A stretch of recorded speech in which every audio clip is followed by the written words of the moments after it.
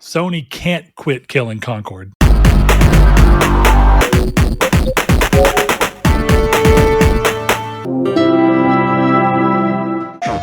Hello and welcome to Triangle Square, the PlayStation Podcast. I'm your host, Brett Beck, and alongside me, returned to his spot, is one Mr. Chris Figs after a nice little birthday siesta, as I like to call it.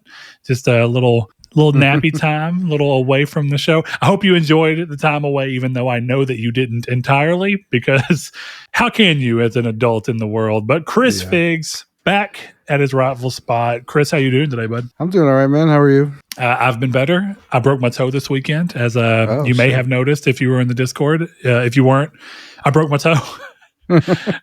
Jesus. Yeah, so it's been an interesting week.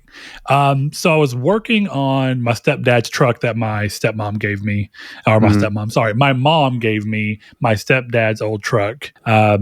Because it's just been sitting around since he passed about 2 years ago. And I was like, okay, I'm going to get it cleaned up, clean the inside out because he was a heavy smoker. And so I've been having my niece, who my stepdad was basically like a dad to her, help me with stuff as well. My daughter's been helping because she loved him. So that's been nice. But the last thing I needed to do to get it to where I can go get stuff on it was to replace the O2 sensor. So I jacked the truck up to make it a little easier to get to where I needed to get. And I put a jack stand under with a piece of wood. Well, I got all done. Ready to call it, after a series of bullshit throughout the day. I don't even want to get into the rest of it, but I got done finally. And as I was pulling the jack back around to lift the truck back up to pull the jack stand out, I dropped the half-ton jack on my toe from about 1.5 feet, maybe a little higher, maybe somewhere around there. And it landed right on my middle toe of my left foot. Yeah, that's fucking brutal, man. Yeah, so it's been interesting to see how that goes around. My foot has went from looking like an eggplant to an onion in terms of like coloring. Oof. So yeah, I've got a nice hard boot on my foot over here, ready to go, and trying to work through how that affects the rest of my life. But that's okay, Chris. That's okay, because now we're back sitting here preparing to talk about games. So for anyone who's new to the show or maybe came in recently, we are, of course, a PlayStation podcast, but we're a podcast that just kind of looks at gaming through the lens of being primarily PlayStation fans. We play whenever or wherever else we need to, depending on what we're interested in. But as we like to say, it's getting more and more easy to, or easier and easier maybe, to play just in PlayStation's realm. So today we're going to get around to talking about, of course, what we've been playing, but we're going to talk about new season of a TV adaptation for a video game. We're going to talk about the Game Award nominations that hit recently. Sony just smacking Concord back down with a shovel and making sure that it just cannot pry its way out. A very weird take on Horizon not hitting PlayStation. And of course, the State of Play Japan that Sony has started as a little offshoot for the region. So with that in mind, Chris, we're going to start this off real quick. Before we even get into what we've been playing, I think that now is as good a time as any for us to field our first question of the show. And I want to combine that with the fact that this comes from fellow podcasting friend, Mr. Philip Hoy. And he asked, you think I'd have pulled it up. I was wrong about what platform he asked it on, so it's all right. Anyway, Philip is the one of the co-hosts alongside Davey from last week's episode on NPS We Trust. And what they like to do at the beginning of their shows is ask a hypothetical question. Okay. And kind of go through and set the tone before they get into what they've been playing. So now is as good a time as any for Mr. Philip Hoy's question. All right, here's one for the show. In a head-to-head showdown of pure gaming ability over a mixed selection of genres, who comes out on top? Americans or Brits? Assume equal access to consoles, caffeine, and questionable decision-making. Who's taking the win? And why? Chris, I want to field this over to you first and foremost. Who do you think has this? I think easy Americans. Yeah. I mean, historically speaking, historically speaking, we beat out the Brits. That's just kind of how it works. Right. Exactly. I don't know. I just think that we're more tuned to sit on our ass and compete than I feel like it's like two different categories. We're more attuned to sit on our ass, but at the same time, we're more attuned to compete. You know what I mean? So if you mix both of those things together, you got a recipe for, I guess, disaster is one way, depending on what team you're for, right? Well, think about it this way, right? Like, America is the fattest country in the world. So we have that, the sitting. But then all of our sports were called the world champions. Now, people get annoyed about this, but here's the thing. Everyone comes here to play, except for soccer. You guys can have your dumb kickball thing. But hey, hold up. Yeah. Objectively, football, aka soccer. Football's a stupid sport too. Let me be clear. I'm throwing it out there that at least they had the right ability to call a game and where you primarily play by moving a ball with your foot. Yeah, I mean, that's fine. And everywhere else. And then we were like, hey, we're fucking stupid. So we're going to name a game that you primarily play by throwing a ball, football. No, but the thing is, we have to take from them always. That's cool. That's fine. But just keep soccer and aka the real football. We don't gotta throw shade at it to show that we're better than Britain. Come on, man. No, I get 100% throw shade at it. The this. sport sucks. Soccer sucks. It's better than baseball. That's wrong. Yeah, yours is wrong. Good job, Chris. Look, now I'm starting to question. Maybe they're going to get us by the prying in on the ability of Americans to just bitch about their preferences to each other. So if they can just pit us against each other, the Americans lose because instead of playing the game, we're lost in the sauce of bullshitting about which sport is Because better. Here's the thing. The other thing that Americans have had since 1776 was a willingness to come together to destroy the Brits. I feel like there's no more argument needed there. Well, here's the thing. We may have come together, but as my buddy Paul Revere said, the British are coming too. Yeah, and guess what happened after that? They fucking lost. So they're going to lose this because I'm telling you right now, if there was like a world stage and you had to have like the gayest person in the world, the Trumpiest person in the world, the most Antifaist person in the world, Jews, Muslims, Christians, and they all are sitting in a room, and you said to them, right now, you guys have to come together to play Super Mario 64 better than a bunch of Brits, they would. And they would come out friends until the next protest. But in that moment... So what you're telling me is what America needs to fix its political strife at the moment... War with Britain.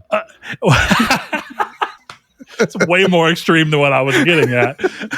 I was just going to say a worldwide Smash Bros tournament that all citizens have to compete in. No, but you know what? Maybe you're right, Chris. The Smash Bros war with Britain is the only way. Keep it away from Smash Bros. But war with Britain is how we get past this. War with Britain.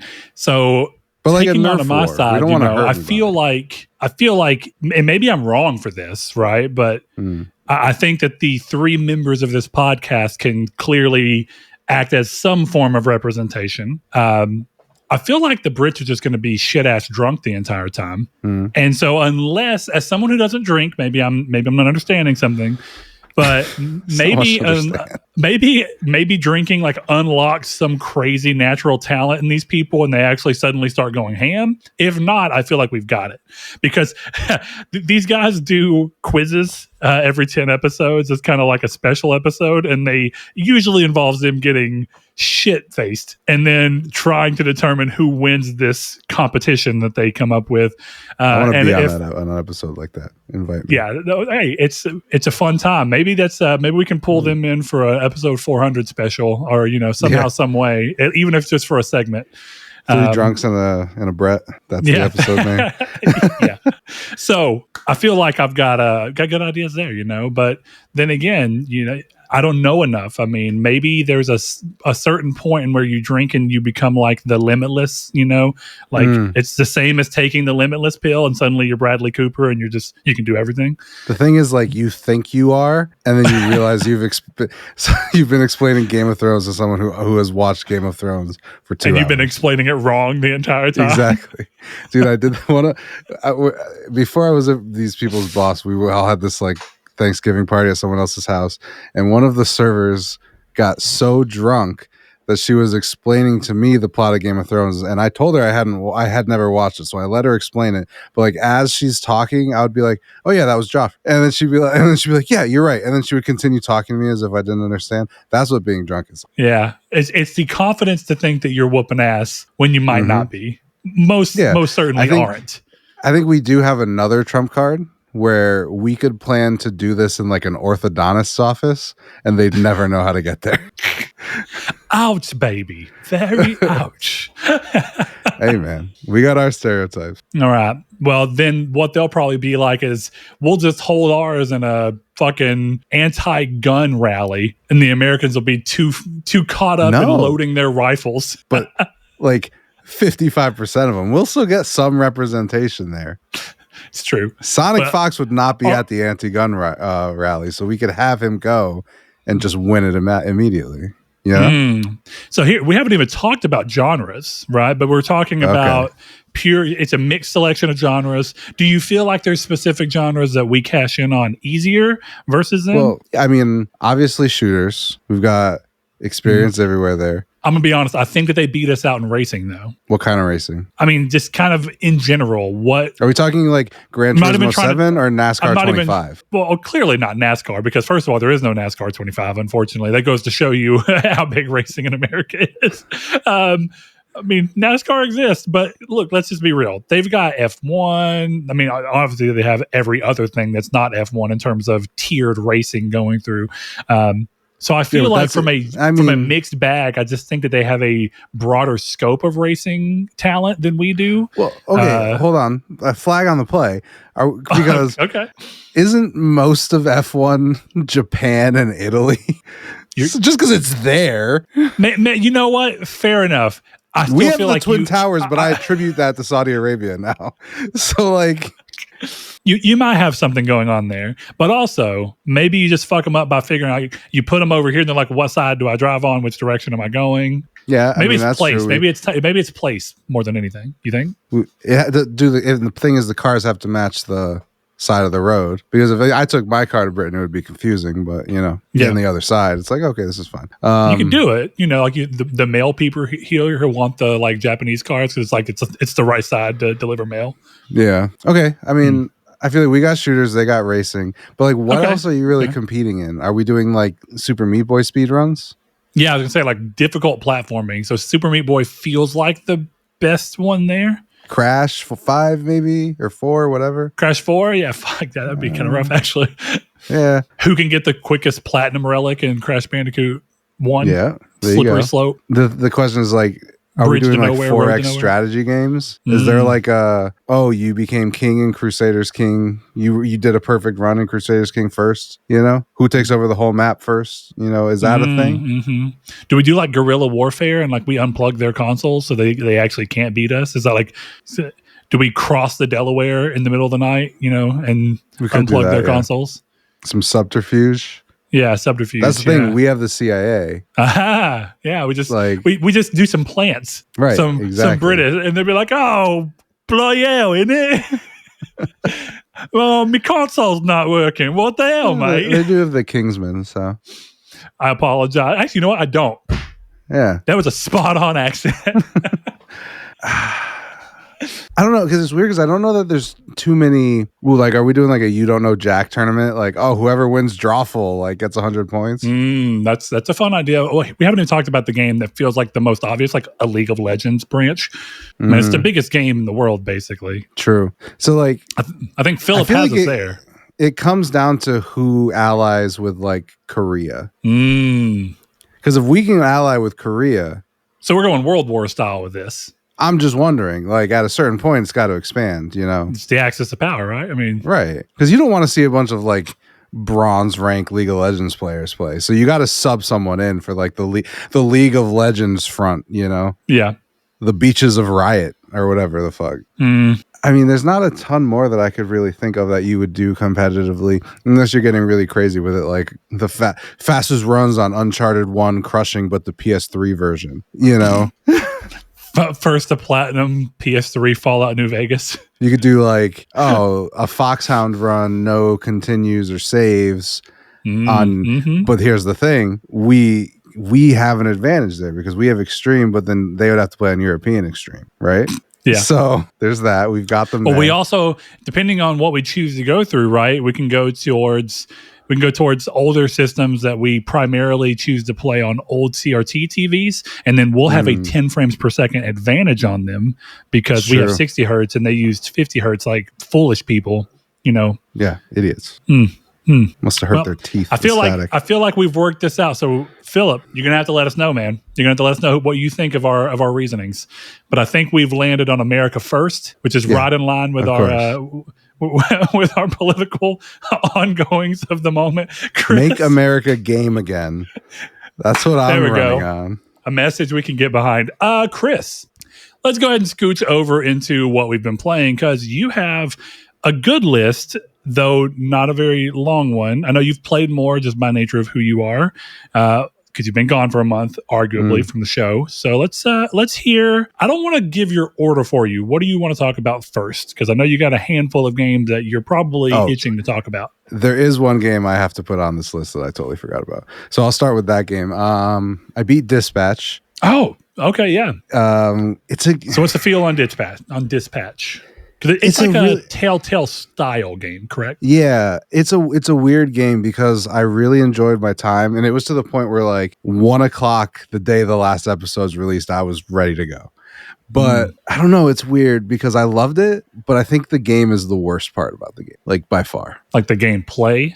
Yeah, like playing that game sucks. It doesn't suck. Well, it's not terrible, but it's boring. Is that really? So you're basically saying like the medium doesn't match the greatness, the potential of the story? Well, I don't know. It's just like I don't know. I feel like I would recommend, like, if you could find someone who is making like a choose your own adventure YouTube video for Dispatch, that's how I would play it.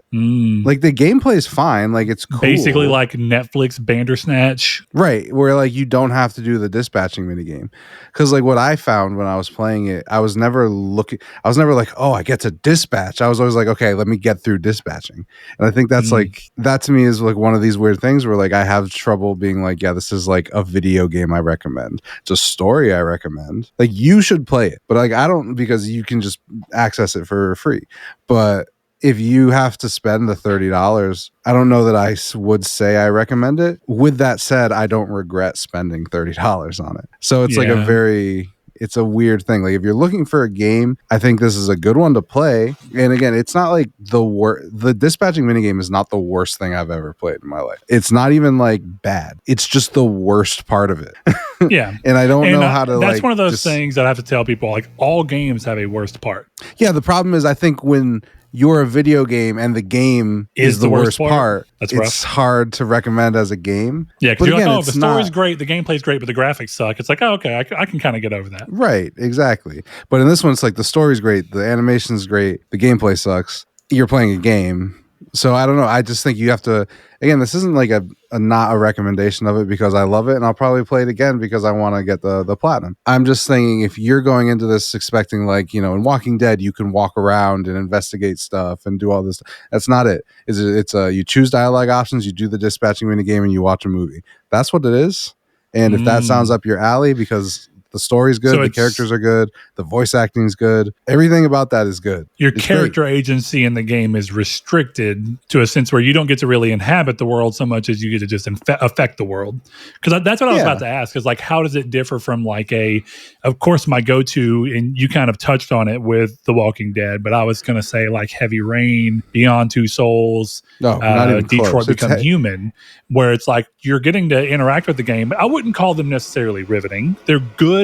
I think the gameplay is good enough in those games to warrant the things that you're moving through. And it feels good to be like, oh, I am the one controlling these characters.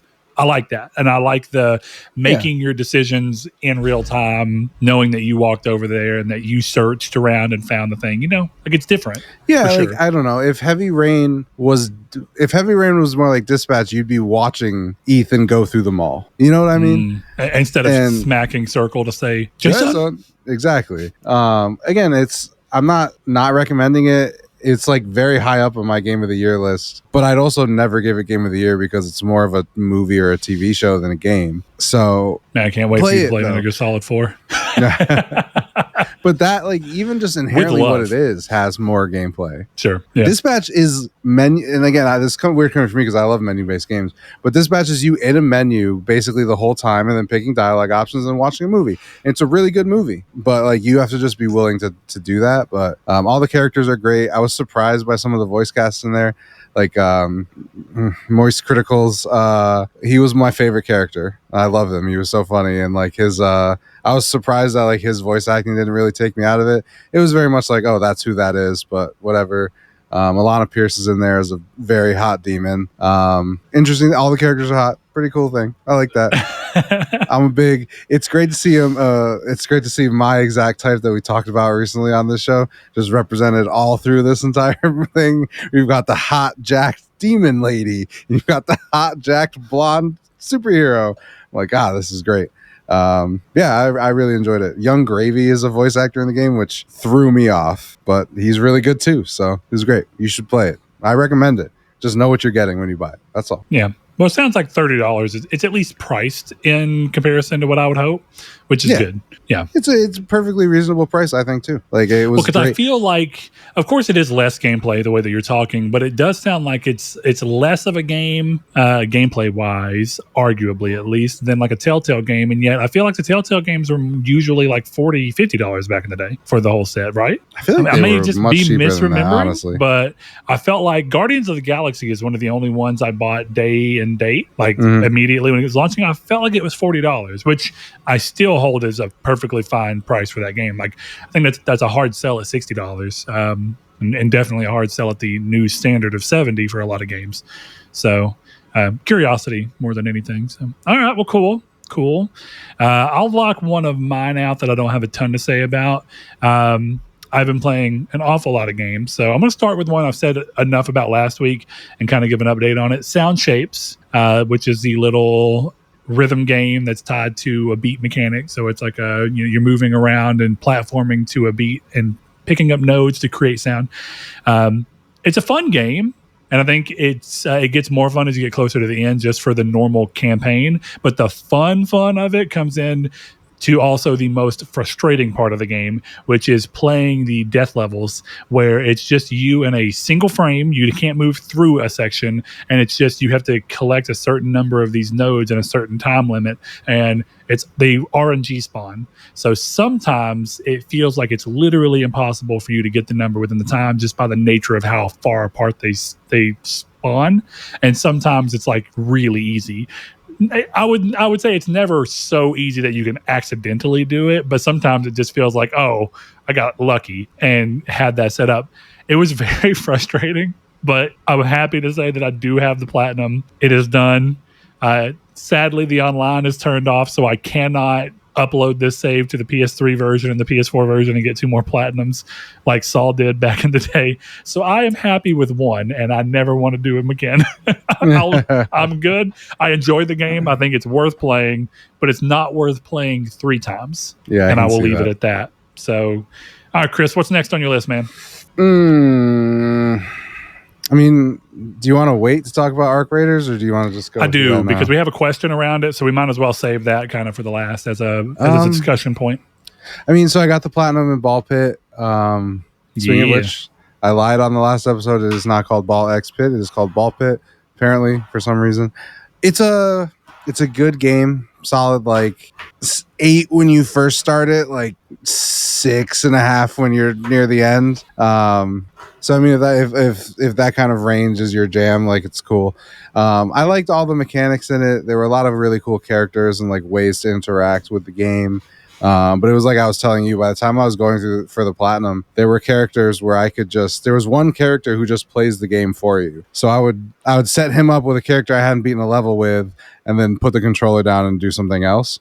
So it got to a point where it was very like tedious. Not tedious isn't even the right word, because I didn't hate my time getting the platinum trophy. Well, it was just passive in a way that didn't feel engaging because it didn't force you to engage, right? And I know that we talk about this too, because like I still hold to the fact that I have a difficult time thinking that Nier Automata is a bad game just because you can force the game to play for you. Like you have to give things up for that.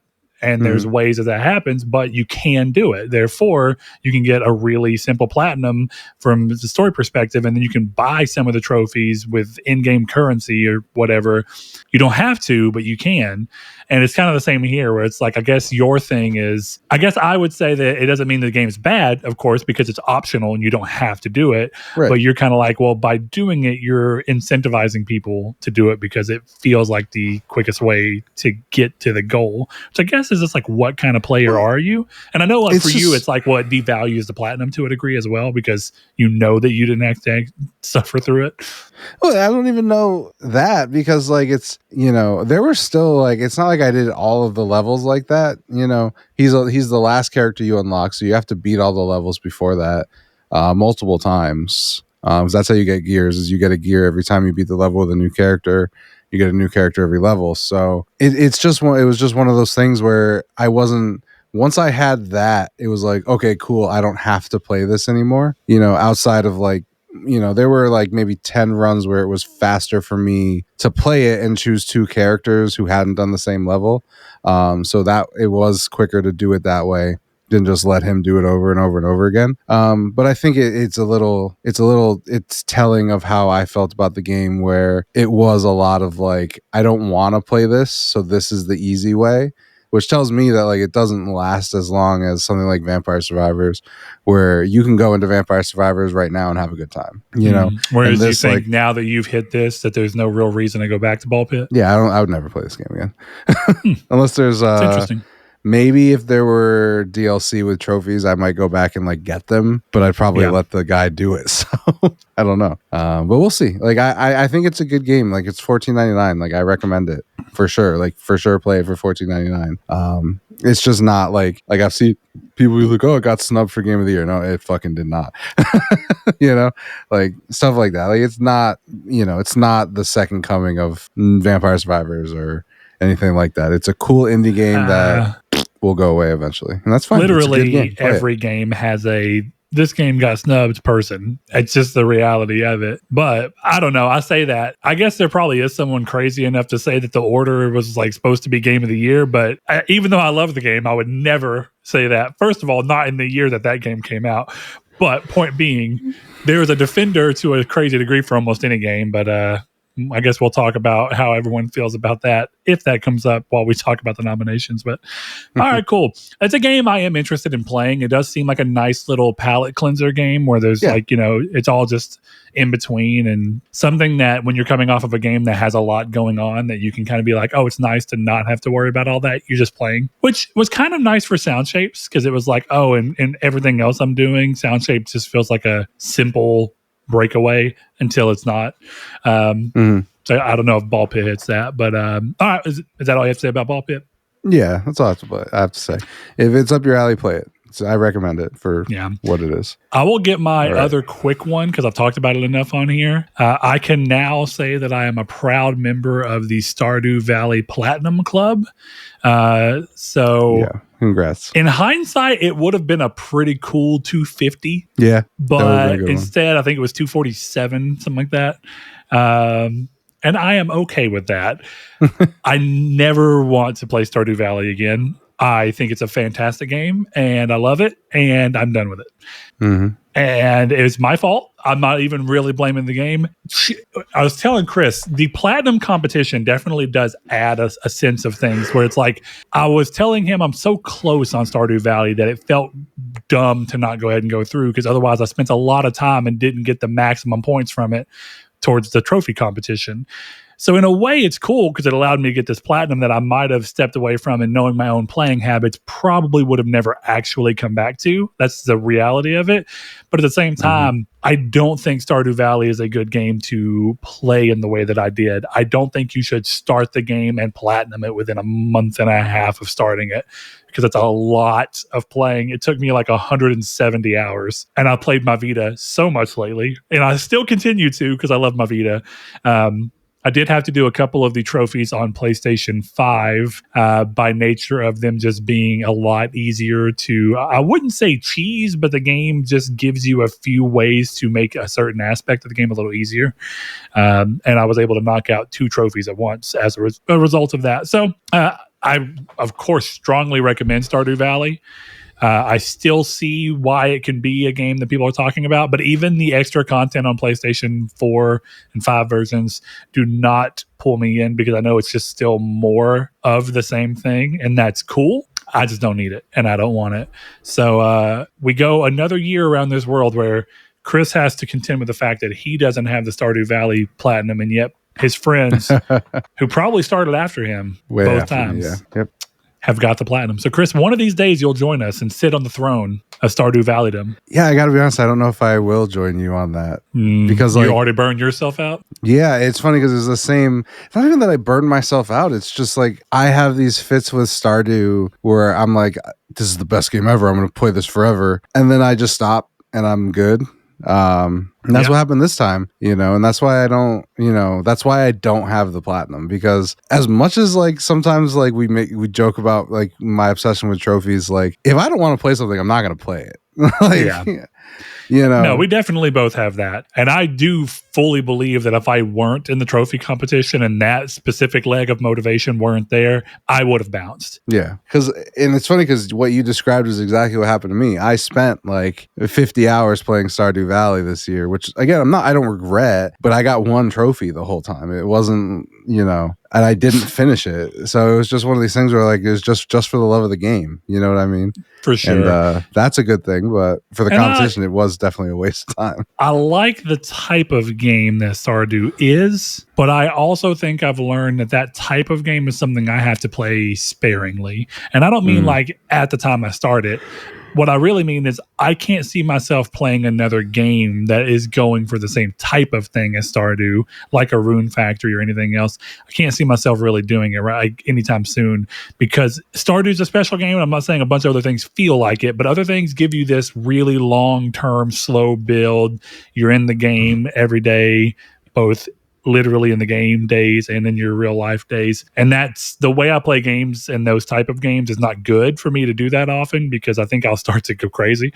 I was feeling it a little bit with Stardew. So it's why I say I think it's a really easy game to recommend, and I see why people love it. But I think I need to step away from a game that's like that. It'd probably be another 2 years before I try another one like it. I feel like you need to get one of these every year. So you got to get Stardew, and the next year you get like Rune Factory 4, and then something like Field of Miastra will come out, and you'll be like, oh, I'm going to play this little cute game and I'll do this. Well, it seems like Harvestella is never going to fucking hit PlayStation, or did it? Dude, I forgot that game existed. Did it come out on PS5? No, it's not. I don't think so. But that game looked right up my alley. Is it coming still? There's been no official announcement about a PS5 port. That's crazy. So there we are.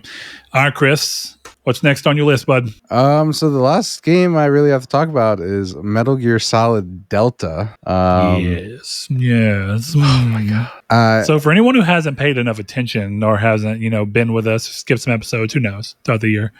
For some reason, Chris decided this year that he was going to suddenly play the Metal Gear Solid games. Yep. So Chris is playing them in release order, which is kind of cool. I know you're playing a remake, but you're arguably still just playing 3. You're playing them in release order. Story-wise, it's the release order. Yes, story-wise, it's release order, not by how the games actually take place in the storyline, chronological. So with that in mind, Chris has, in this year, played 1, 2, now 3, and is trying to finish up 3 trophy wise, and I think this will be the only game he's gotten the platinum in, if he manages, of the series, before he moves on to the GOAT, Metal Gear Solid 4. So Chris, this is one of those games, I don't know if you listened to the last episode. Actually, I'm pretty sure you did, because you noted some stuff.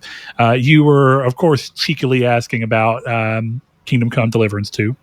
And in that, we learned that Davey has a pretty big section of and has sex. What do you call that? Like gaming, his gaming history has a glaring absence. Like he's not touching in on some, and no wrong, every game player has got like iconic games that they've just never played. Me too. I think it's crazy that you replaced me with a person who's never even thought about Fallout 3. That's fucked up. Like, that should be the one requirement. Like, I'm not gonna have someone who's never played Nier Automata in your chair, because that's too much of a departure.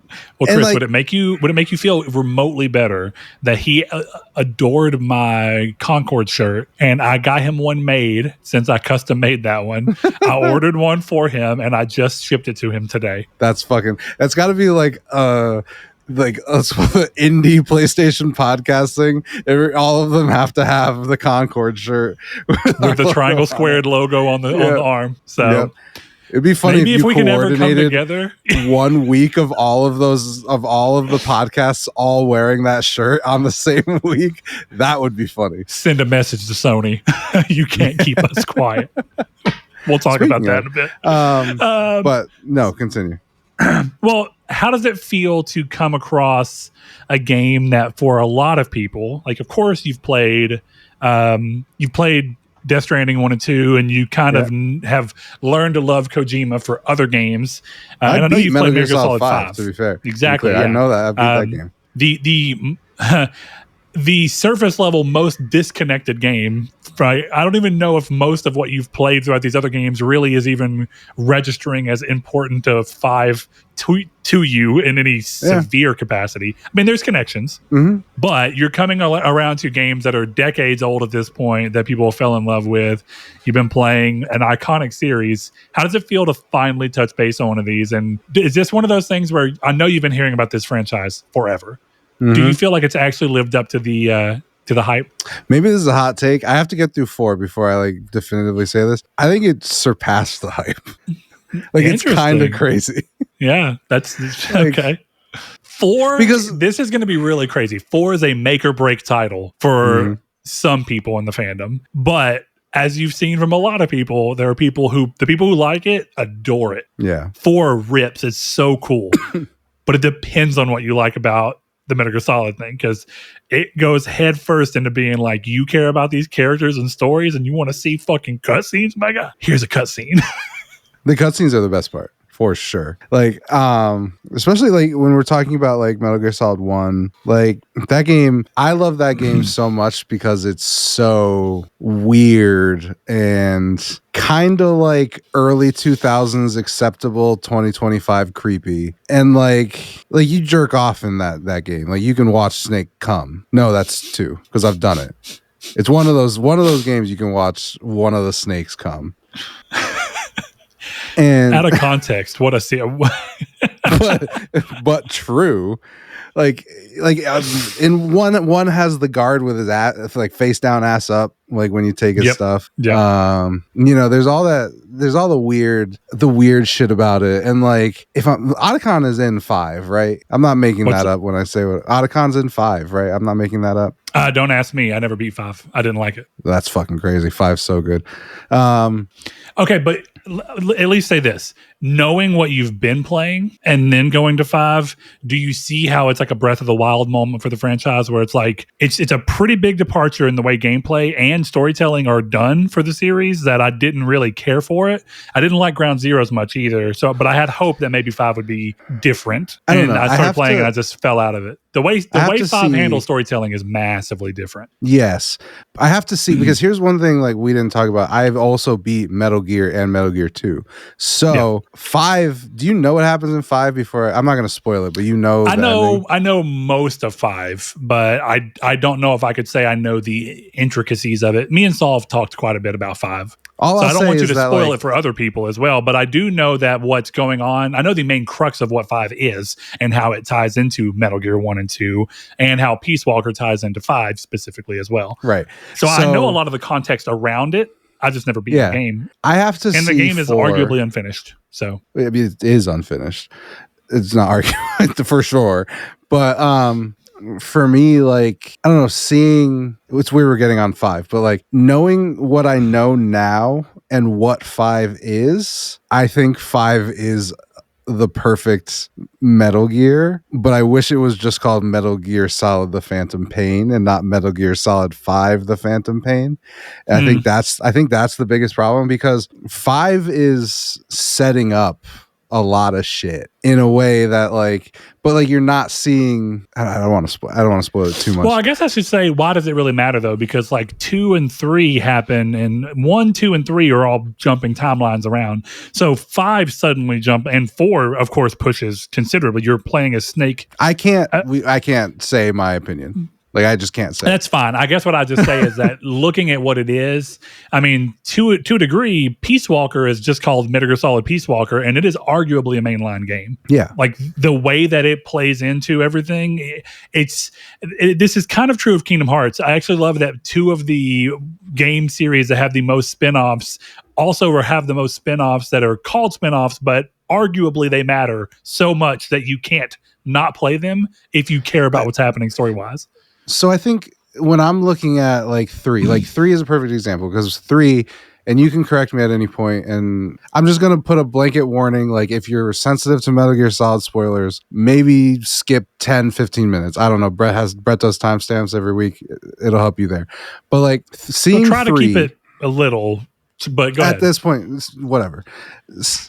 Metal Gear, when you play 3 and you realize like, okay, 3 is Big Boss, right? Yep. But then you play 5 and even the other games, because of what happens in some of those, knowing who Big Boss is and who he becomes by the end of 5, that leads into a certain ending of another game, right? All that stuff leading together, to me, seeing all that play out. And then like I had messaged you, right? Like, it's the most confusing story ever that makes complete sense. Where like I was talking to Sean, I'm like, yeah, Liquid was this one, and then Ocelot does this, but he's also this, and he's also this person. But then you see like the stuff in 5, it all connects, and you realize like, oh well, you're seeing the vilification of a hero in 5, and I think that's the whole point, right? He's obviously, I'm sure, again, I'm missing one game of context. Well, 2 games of context, but I haven't played 4 and seen that out. So I just think like watching it all play out, especially in this order, where you're like, oh, Solid Snake comes from here, and then you see 2 where it's like Solid Snake is here, and then you see the stuff that happens with Ocelot at the end of 2, and like all this weird shit where you just go, oh, okay, like it's all kind of working together.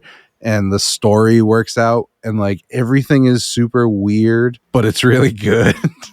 Where you have that, like I had messaged you, like I don't understand why all the bosses in this game explode.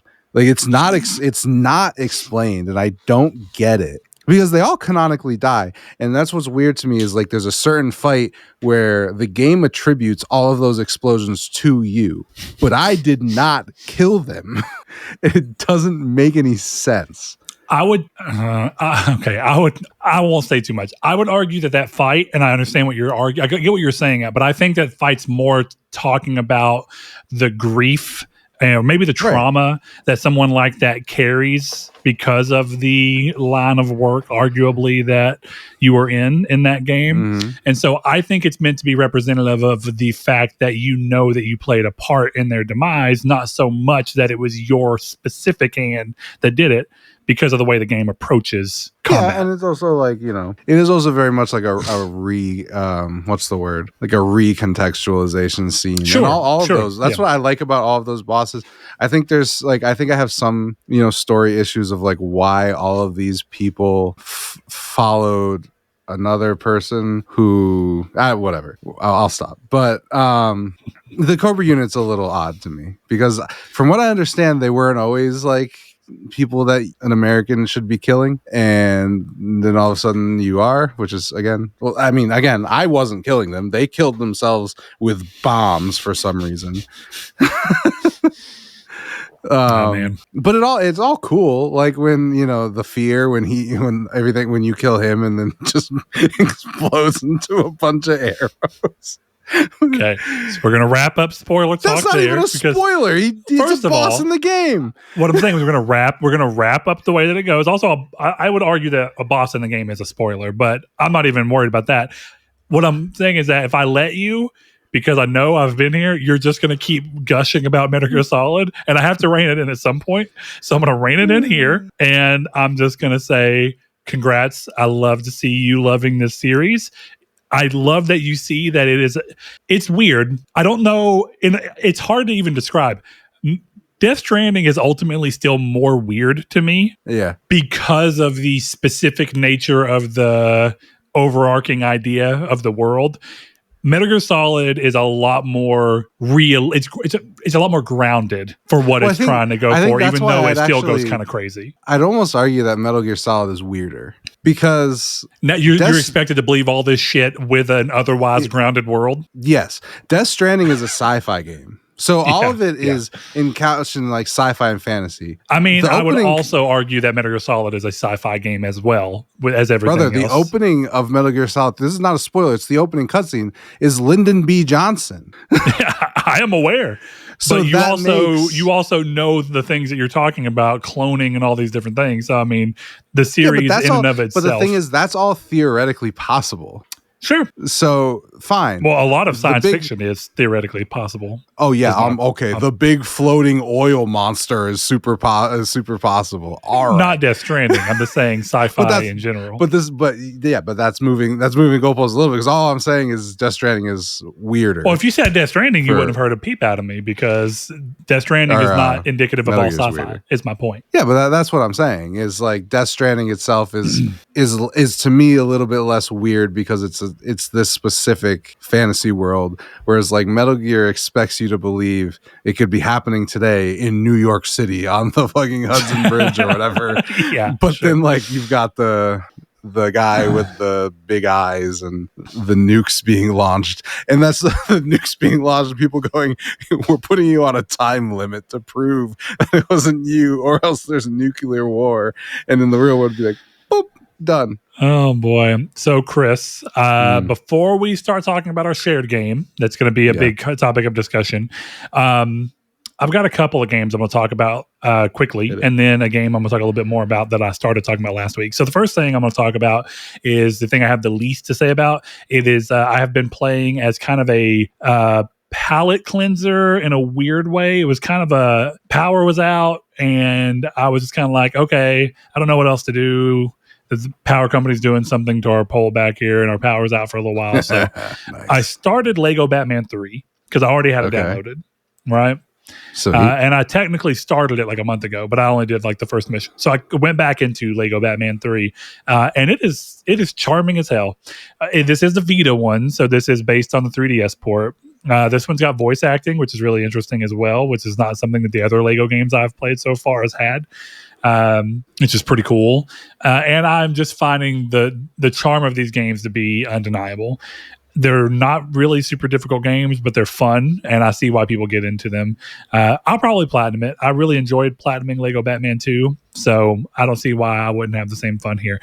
I want to go out on a limb and say I think the Lego Batman series that I have played have been better on the Vita versions where they're scaled down than the console versions that are trying to do more and failing for the most part, in my opinion. But we'll see. I did like Lego Horizons quite a bit, and the new Lego Batman console game looks really good, so we'll see how that goes.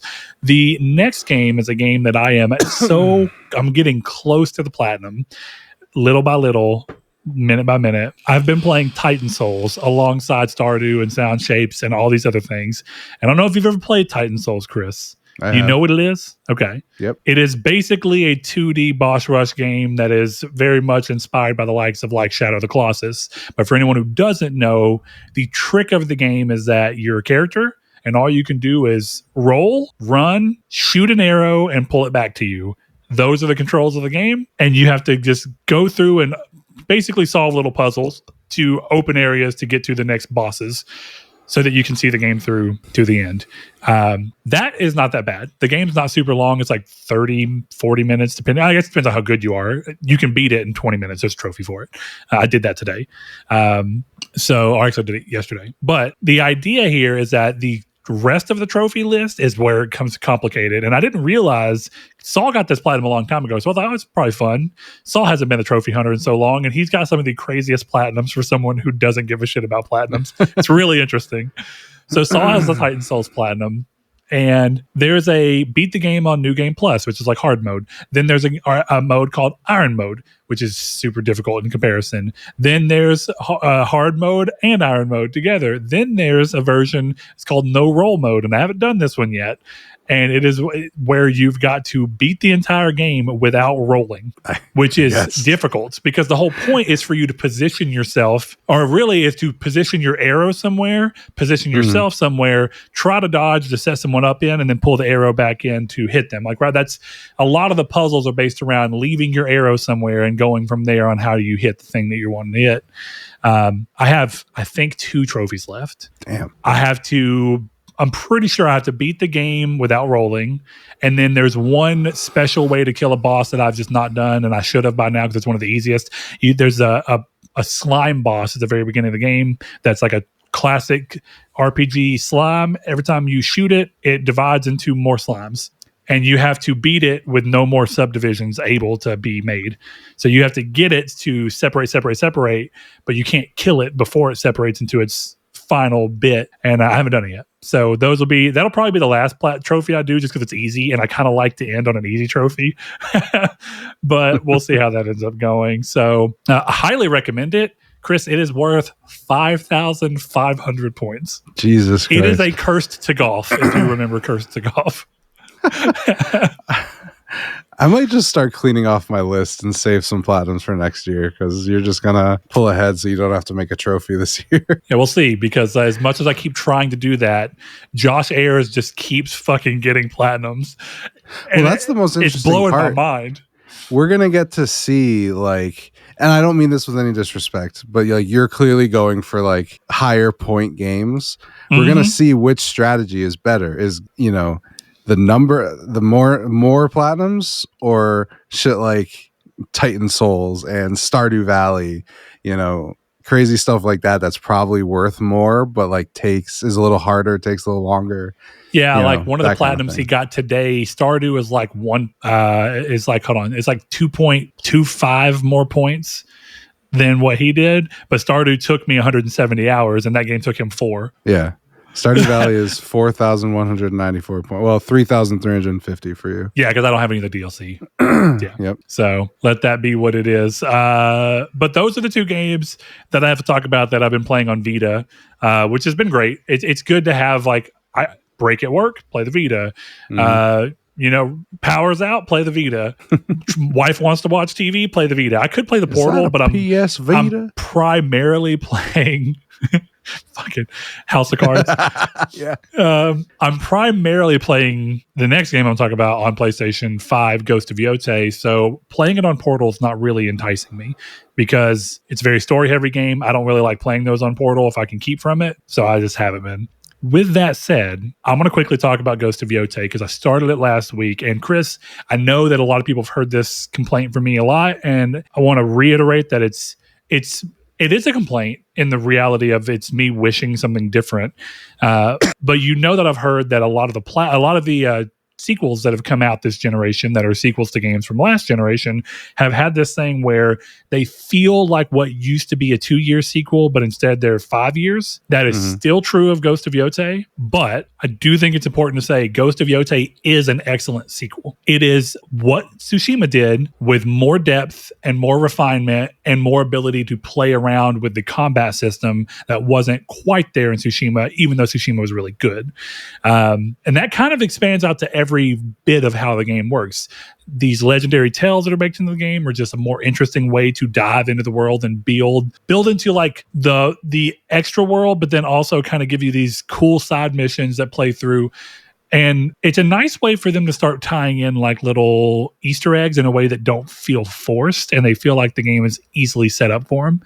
So I've been really enjoying that. I currently still think that Jen is a more interesting character, even though I know that a lot of people think that a lot of the reviewers at least thought that Jen was not as good a character as Atsu. I don't think Atsu's a bad character by any means. But I think that, kind of like I mentioned, even if I don't think they're the exact same story, I think it's a little more interesting to have a character who's dealing with what's happening right now and the divide that his actions in order to save his people are doing towards his way of life and his familial connections that he has left. Whereas Ghost of Yotei is, I'm a person who had something bad happen to me and I want to take that out on these people and exact revenge.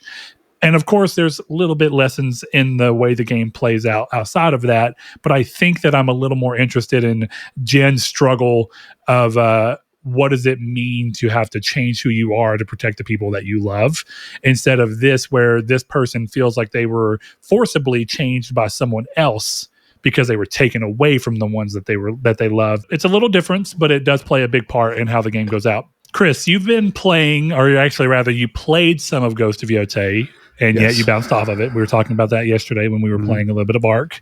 And even when you first started playing Ghost, you kind of hit me up and you're like, maybe I was wrong about Tsushima. So clearly your first impressions of Yotei were pretty good. But then we started talking, and so this is important context as well. You fell off of Tsushima. That's a game that you played some and got to a point where you just kind of like, no real rhyme or reason, you just weren't pulled to it anymore. Something else pulled your interest and you moved along. Even though I'm over here calling Ghost of Yotei a better sequel, which I do think it is a better game, what do you think it is about this game that still led to the same end result for you? I don't know. I just think I think like I was like doing all the bounties, so I defeated all the like early bounties. I think I only killed like the first guy that you're supposed to kill. I'm assuming that's like a story thing. And there was just something to me about like just kind of running through this world where I'm like, yeah, I don't really want to do this right now. And then it was like, okay, Arc Raiders came out, and then I popped in. I got Metal Gear Solid. My brother got me Metal Gear for my birthday, and I've been playing that. And then my other brother got me the Outer Worlds too for my birthday. So I'm like, I'm going to play that, you know? So it's one of these things where like Ghost has kind of fallen to the wayside. And I think like, you know, you can laugh, but I think like we've talked about it before, how sometimes I'll play a game and be like, I don't care enough to play this or get the trophies, so I'm just not going to play it. And I think that's one of these things where like, if you looked at me and said like, oh, Ghost of Yotei, you know, it's a great game. Platinum's like 30 hours. I might hop into it, right? And like just push through it. But when I'm playing it and I'm like, it's fun, I'm having a good time, but I don't really want to play this, and the Platinum's 80 hours long, I'm like, I'm fine. Like I don't need to experience that. And you know, I think we've talked about on the show, like of all the people hosting a PlayStation podcast, I like PlayStation Studios games the least. And I think it just continues with this, where like I think there's nothing wrong with it. I think it's a good game, and I think if you're like clamoring for it to be a Game of the Year nominee, like I totally respect that. I just think for me, the gameplay of it, of just like, and it's obviously more dynamic than that, but you know, I don't know if you saw the clip going around today where it was like, oh, Ghost of Yotei is peak, and then it's her jumping off the roof to stab a guy by pressing triangle, and then pressing triangle to kill the guy next to her, and then pressing triangle to kill another guy, and then she turns the camera and presses triangle to kill another guy, and she turns the camera and presses triangle to kill another guy. That's cool, like in the moment, but like for me, it was like pressing triangle 5 times and then riding a horse. Like it just wasn't exciting to me. But again, like it's not a negative thing on the game, because it's like you said, like when I was playing the beginning and like you're doing all that stuff with that first character, I'm like, this is cool as shit. So there's like the good and the bad. I just don't, I think with the other stuff that I have the ability to play, like it's just not on my radar. Like the only reason it's even something I picked up is because it's a PlayStation Studios game, you know, and like I know that I should at least give it a shot. It just doesn't connect with me. Like I would rather play Metal Gear, or I would rather play Outer Worlds, or like something that I haven't picked up yet and probably will soon, like Satisfactory. Like that's a game that's way more up my alley, of just like watching power grids and building a factory. Is like, that's what I like. You know, that's what I'm into. You know, one of the things that I think is interesting about that in particular is I've always been surprised by your lack of, I guess this is kind of twofold. I've been surprised by my own enjoyment of Ghost of Yotei and Ghost of Tsushima, because they are very much Ubisoft games, which I think we're no stranger to saying on this show that I think Sony took the Ubisoft formula and made better games around it. Because I think that's what Horizon Zero Dawn was. I think it's what Days Gone is. I mean, all of that's true. They really did kind of take that thing and just go, we're going to go really high quality with it for the most part. I know Days Gone had some questionable things at launch, but point being, it's like we're going to tell really good stories and we're going to do it at a pretty high tier of game making. But I've always been surprised by that, because you were such an Assassin's Creed fan, and I feel like this game and these games in general, even Days Gone, which you of course loved, are just really good versions of the Assassin's Creed formula. Not the good for better Assassin's and Creed worse. Formula. What's that? Not the good one? Assassin's Creed formula, though. Well, you liked Odyssey, and I think you liked Origins, right? But I love Assassin's Creed 2 and Assassin's Creed Brotherhood and Revelations, and to a much lesser degree, Black Flag. No, Black Flag sucks. I hate the fucking boats. What's the one with the fucking top hat guy? Syndicate? Yeah. So like I think this goes back to like why I'm into Metal Gear, which is like sometimes I just like a game that tells me a story. And that's not to say that Assassin's Creed 2 isn't open world, but it's not like this. Yeah, no, I agree. Yeah, because I'd say that there's still connections of that, but to your point, I hit a point recently in Ghost, which I've been playing a lot of. My wife made note whenever she saw this on my screen. I hit an area, and I didn't know that this was even there. I should have guessed. But I opened a whole new area of the map after I thought I had the whole map. And I was like, this map's not too crazy, which is a good thing. And I opened a new area, and then I got a chapter title card that said Chapter 2, and I said, holy shit. I've played so much of this. And my wife was like, does that say Chapter 2? You've played so much of this already. And I did have a little sense of dread of like, I know that's my fault because I have been doing all the side content because like I was telling you, I'm going to go for platinum. Mm-hmm. It's a Sucker Punch game, and it's well made. They're the only studio I have all their platinums. I might as well. But I did have a little dread go over me because I was like, I don't know that I can withstand this game for that much longer if this is Chapter 2. Thankfully, another listener, I mentioned that too, said that the way that the game handles chapters is actually a little misleading, and so I don't really have that long left as you would think from how that game does that. And there are games that do chapters in really weird ways, and I don't understand why. If Chapter 1 is 70% of the game and Chapter 2 is 20% and Chapter 3 is 10%, that's bad chaptering in my opinion. If I read a book and it was Chapter 1 for 400 pages and then Chapter 2 was 200 pages and then Chapter 3 was the last chapter and it was just 70 pages, I would be furious. It's really weird pacing. But my point being is I had that, and it is because, take it or leave it, love it or hate it, whatever it is, the game is large.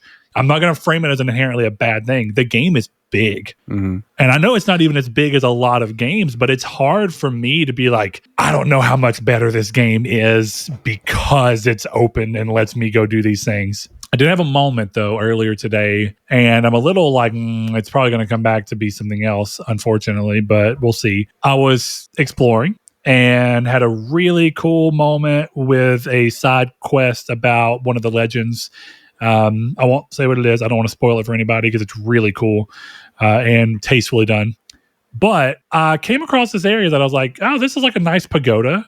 And I noticed here I am around this cool thing, and I haven't gotten like a map marker thing. I haven't gotten like you found this place and now it's a fast travel point. And I was like, that's kind of interesting. And then I rode a little further and I found this really cool like bell up in this mountainside with these people talking about like I rung the bell today, and it was like a very meaningful action, even though it's difficult to do, and like it means this thing. And again, didn't get a fast travel thing, and I was like, oh, this is kind of cool. And then I went a little further on and I found the top of this place, and I'm pretty sure I did get a fast travel thing there, but there was no story or anything for me to do there, so maybe I didn't.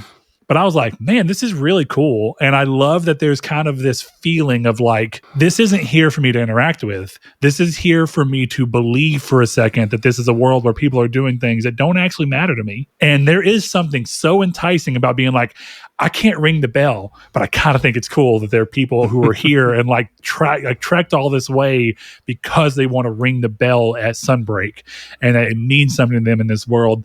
And that's really cool. And I was kind of like, man, you know what? Maybe I'm finally like tasting the Kool-Aid. Maybe this is like, I'm having the moment where the world design's there. And if that was that, and I would love for it to not come back later in another quest and prove me wrong, that it's just an area I was going to have to go to anyway.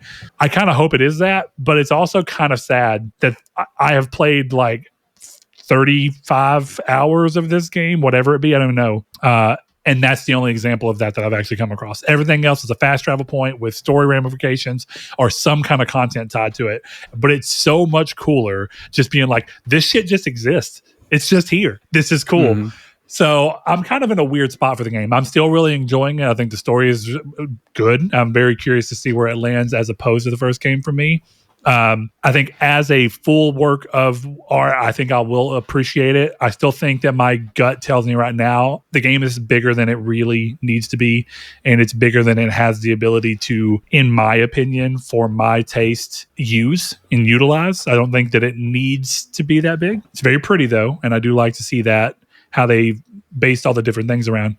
But on a separate note, I feel like this game has really struggled in a few key ways about something I talk about, and it usually is open world games. I have had so many button context sensitivity problems with this game that it infuriates me a few times. This game ties almost everything to R2, and that is weird enough on its own as an interact button, if I'm just being honest. But here's the thing. The game wants you to hold R2. Like, this is just a little example. There are these little shrines you can come across to where you've got to like pick up a piece of wood and light something that's like these little lanterns, and then you've got to go to these others and turn them. There's like little things you can interact with to turn these things to face certain ways to do puzzles. And there has been a number of times where I went to go do the thing, and even though I dropped the thing, they're close enough to each other that I go to hit R2 to spin the thing, and it just picks the fucking torch that I just dropped back up. or I come up to the side of something and try and hit R2 on it, and I'm not perfectly positioned on it, so I drop the torch, because R2 is also how you drop the torch, but it's also how you pick the torch up, but it's also what you use to light shit with the torch. And so I'm dropping the torch and picking it back up and trying to relocate and dropping it again. There are times where characters will stop for you to clearly go and talk to them, but then the camera gets locked in this weird thing where you're like trying to walk around them to get to the exact position, and it's almost like the game is force fielding you away from them, and you got to walk this weird way to get in front of them so you can hit R2 to talk to them, instead of just being able to hit it near them and the game take over like it does in other areas and just be like, okay, we've got this. Then I had a moment earlier today where, because of the way they designed this area, R2 is also how you like interact with ropes on trees to swing from, or these little knots on the edges of eaves of buildings that you can grapple to and climb up. And I jumped off the edge of a corner of a building to jump and swing across a tree, and instead my grapple went to the point behind me that they put on there and dropped me down and got me noticed when I was trying to be stealthy, because the game just fucked up on knowing what I was trying to do. I've had so many problems with the R2 button configurations in this that it's blown my mind. And in a way, you can tell that this is one of Sony's cheapest games to be made, because there's a lot of polish issues I actually have had from things like this, where I'm just like, this is clunky in a way that most PlayStation Studios games aren't. I appreciate it, and I'm glad that they're making these, and I think Sony needs to do more of that. But it's just interesting when people are like, oh, this, and this. There's a lot of issues with this game. I've also had a few times where I've had to exit the game because the game just gets caught up trying to show me something. So it's weird. As much as I love the game, and I do think it's very good, there are things about it where I'm like, this is very frustrating, and I'm surprised I'm not hearing more people talk about this. I had that problem in Red Dead 2, where it's like, looting a body is a button, but that same button's how you also climb. And I killed somebody beside a train. I'm trying to loot their body. I just keep fucking climbing the train. I can't loot the body. It sucks. And I honestly don't know. Everybody loves these pro controllers with the paddles on the back. I honestly think we're to the point where I really want to see, and the problem is they won't from a third party, unless all controller developers do this. Developers won't do this. I would love to see all controller people come together and be like, the paddles on the back of these, the top two paddles, there'll be 4. The top 2 paddles are going to be new buttons that we can do new shit with. The other 2 can be reprogrammable to whatever you want them to be. And I feel like we might solve some of this problem, because in those moments, I'm like, maybe the PC players have got it right. Maybe mouse and keyboard's right, because this is fucking awful and I hate it. All that to be said, Yotei is a very interesting situation for me, but I'm clearly still playing a shitload of it, clearly still enjoying it, but it's an interesting experience. Nice. So, Chris, let's talk Arc Raiders. Oh, okay. Let's do it. Would you like to just freeform talk about it before we hop into a question, or do you want to use the question as a springboard into talking about our experience with it? I mean, we might as well lead with the question and then see where it goes. Okay. Long-time listener and someone who often gives us a lot of pushback in our talk towards games as a service. Big Box 1431 came on the last episode that we had Davey on, and he asked, Brett and Chris, does the success of Arc Raiders make PlayStation look wise with regards to another game they're working on? Not talking about Marathon, but rather Haven Studios' Fairgames. Obviously, development hasn't gone smoothly, but take a look at the more positive rumors surrounding it. 1. It survived the Concord Callings. Oh, that's a good name. Sony banned and Blue Point Games as a Service cancellations and is still hiring for more positions. Positive. Sony really believes in it. 2, in PlayStation's business segment briefings 2025, they show it as their next games as a service after Marathon. Positive. Sony really believes in it. 3, Herman Hull said Concord taught them that strong differentiation was important in the games as a service market. Positive. It won't play like Marathon. Colin Moriarty, this is number 4, sorry. Colin Moriarty said the game is an extraction shooter X Battle Royale.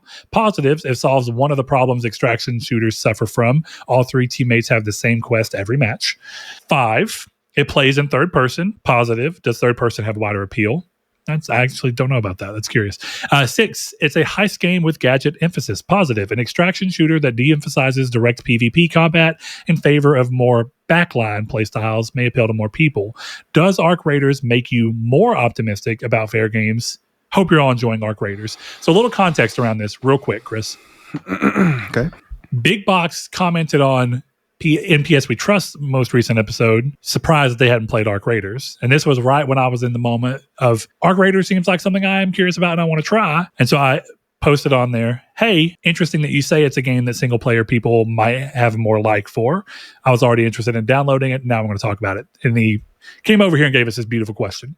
So I want to get to the Fairgames of it all in a minute, but I think one thing that's important is there are 2 things that are important to know here. Arc Raiders is a success. That is, of course, baked into this question, but it's also true. Arc Raiders has been a really big runaway success for the studio. Embark, I think is their name.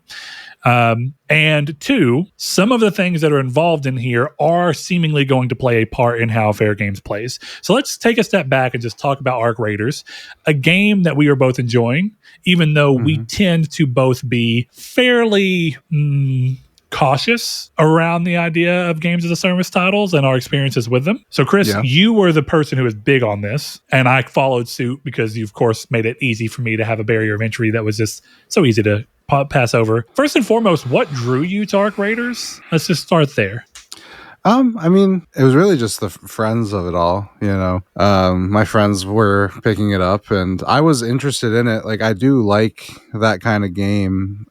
So when Sean messaged me and was like actually interested in it, I was like, oh yeah, of course. I wasn't going to buy it unless, I had people I knew were playing it. So once he was like, yeah, I'll buy it, I was like, yeah, sure. All right, let's do it. And that's the whole origin story. You know, I was kind of into it. It looked cool. I like extraction shooters. I think I had mentioned the last time I was here, I don't know, or last time we talked about it, that I wasn't super hyped on it because excuse me, third person extraction shooter kind of makes me nervous. I don't really like that kind of thing in third person, you know, where like you can be behind a car and tilt your camera up just enough where you can see me but I can't see you. Like, I don't like that. So like I had even said to Sean, and he was surprised, where I'm like, I think I'm more hyped for Marathon than I am for this one specifically. But that's basically, that was the whole arc of picking up Arc. Yeah, I do remember you talking about Arc when you were giving your impressions of the Marathon beta. And I do remember you saying that you thought I might like, there might be something for me to like in Marathon, and unfortunately I never got around to trying it out. So we go into this. I would say the thing that kind of got me was this idea that this is a game that is very inherently okay with you going in and playing by yourself. Even though, as I've experienced it and I've talked to you about, I think I've learned that that's not the way for me to play it. And I think if I looked at it as primarily being that for me, I think I would be much more likely to drop it. Not because it's a bad game, but because of what I look for when I do sit down to game. I look for some sense of progression. And I think one of the things that can be most frustrating about Arc Raiders is that it is a game that's all about progression, but it's a game where progression is completely tied to doing well. It's in many ways, it feels like a roguelite with a lot of caveats, where it's like, well, it's a new run, and as long as you get out, you get something out of it. But if you don't get out, you don't get anything. In a way, I like it. And I told you I played a few runs solo. I did like 2 of them solo. And the overwhelming feeling I had is like, you have the thing of like, okay, I'm doing well. I'm finding things. Cool, I got the things I need. Let me go try and bounce. And then something stops you, as is the point of the game, be it something in the game world itself or another character who comes across you and chooses to enact upon their free will to make your experience worse. And I told you that it was really difficult when playing that by myself, even though I can see why people still would. And I do think it's a good way for people to play a multiplayer game, single player. But that I felt like the problem I had with it is, since I have limited time and I'm trying to do other things and there's other games catching my interest, it felt very frustrating to have 40 minutes down the drain total that I felt like I could have been making progress in Ghost of Yotei or progress towards my Titan Souls Platinum or something. Instead, it felt like a wasteful 40 minutes that I didn't have anything to actually show for, besides, I guess, the argument that you have experience, not in the game, but like literally player experience of considerations of how you might approach the next run, which is also valuable. In the game, to be fair, true, you're right. I mean, it is still there. But with that said, I've really found that the game does a really good job of that aspect still being really fun and the tension that brings still being there. But I think it's best for me as a social experience, because, like you said, playing with friends is a big reason that you got it, and that's a big reason I was interested in playing it as well. I knew you were interested in it, and I have had a lot more fun playing with people and going, the run fucked up. We got slaughtered by these people, but we bullshitted around and had fun together. Because then I'm at least able to go, what I didn't get in progress in a game, I got in social a social interaction that I wouldn't have otherwise gotten. And I really like that. And I think that this does a better job of incentivizing that in a specific way that I don't really know I would feel as much with a game like Concord or a game like Call of Duty, where it's way more constant, hit the ground, run, do your thing. I have a friend who does that, and I know why people like that, but I have a hard time landing with that. And I think this kind of sits in this interesting middle ground where, almost like Helldivers, shit can get crazy, but depending on how you play, you can play smartly and then get around, and then the getting to a point where you can finally extract is the fun. So I see that, and I've really enjoyed it. I've enjoyed playing with you, and I think I'll continue. We also have less of a question, but I'll give a statement over here from trophy competition head himself, the current champion and the person behind the numbers, Mr. Dennis, a one-armed wolf, says, question, if I tone down the childishness, could we play more Arc Raiders? Dennis, yes, you can. We can play more. No, hold on. I'm going to stop you because I want to say something. If you want to play more Arc Raiders, don't go, I'm just whatever you guys want to do. Fuck you. Make a goddamn choice. That's what I want. You want to play with us? When I go, what do you think, man? And you go, whatever you guys want. No, wrong answer. Well, I guess I'm in the wrong answer thing too, because I'm very whatever makes the most sense. No, I did. Okay, look, we were playing yesterday, and I did do a good job of being like, look, Chris, I need lemons, I need olives. Yeah, within reason, let's go explore. But once I have the things I'm here to get in a full inventory, let's try to bounce. Yeah, I'm being aggressive, but my point is like, if we're gonna play, like, I don't want anyone who like hits us up like down to play. Like, if I'm on and Brett's on and you're on, you see us and you want to send us an invite and we're both available, I'll do it. Don't send me one tonight. I'm platinuming Metal Gear Solid Delta. But my point is, like, I maybe I speak for myself, but I would imagine I speak for you too, where it's like, I don't want someone to come in and just be like, yeah, whatever you guys want to do. Like, when we're all playing together, like, we'll just be active. Play. That's what I tell want. Us what you want. Tell us what you need. Even be active. Yeah. Just like, don't. It's not what we want to do. We're all playing together. So like, yeah, that's what I mean. Be active in the decision making. You're not being a baby. Just be like, yeah, I need to go get fucking rusty gears, so we're gonna go here. Yeah. Be assertive. Either way, like, I'm down for whatever. Way. Yeah. I arc both ways. That's pretty good.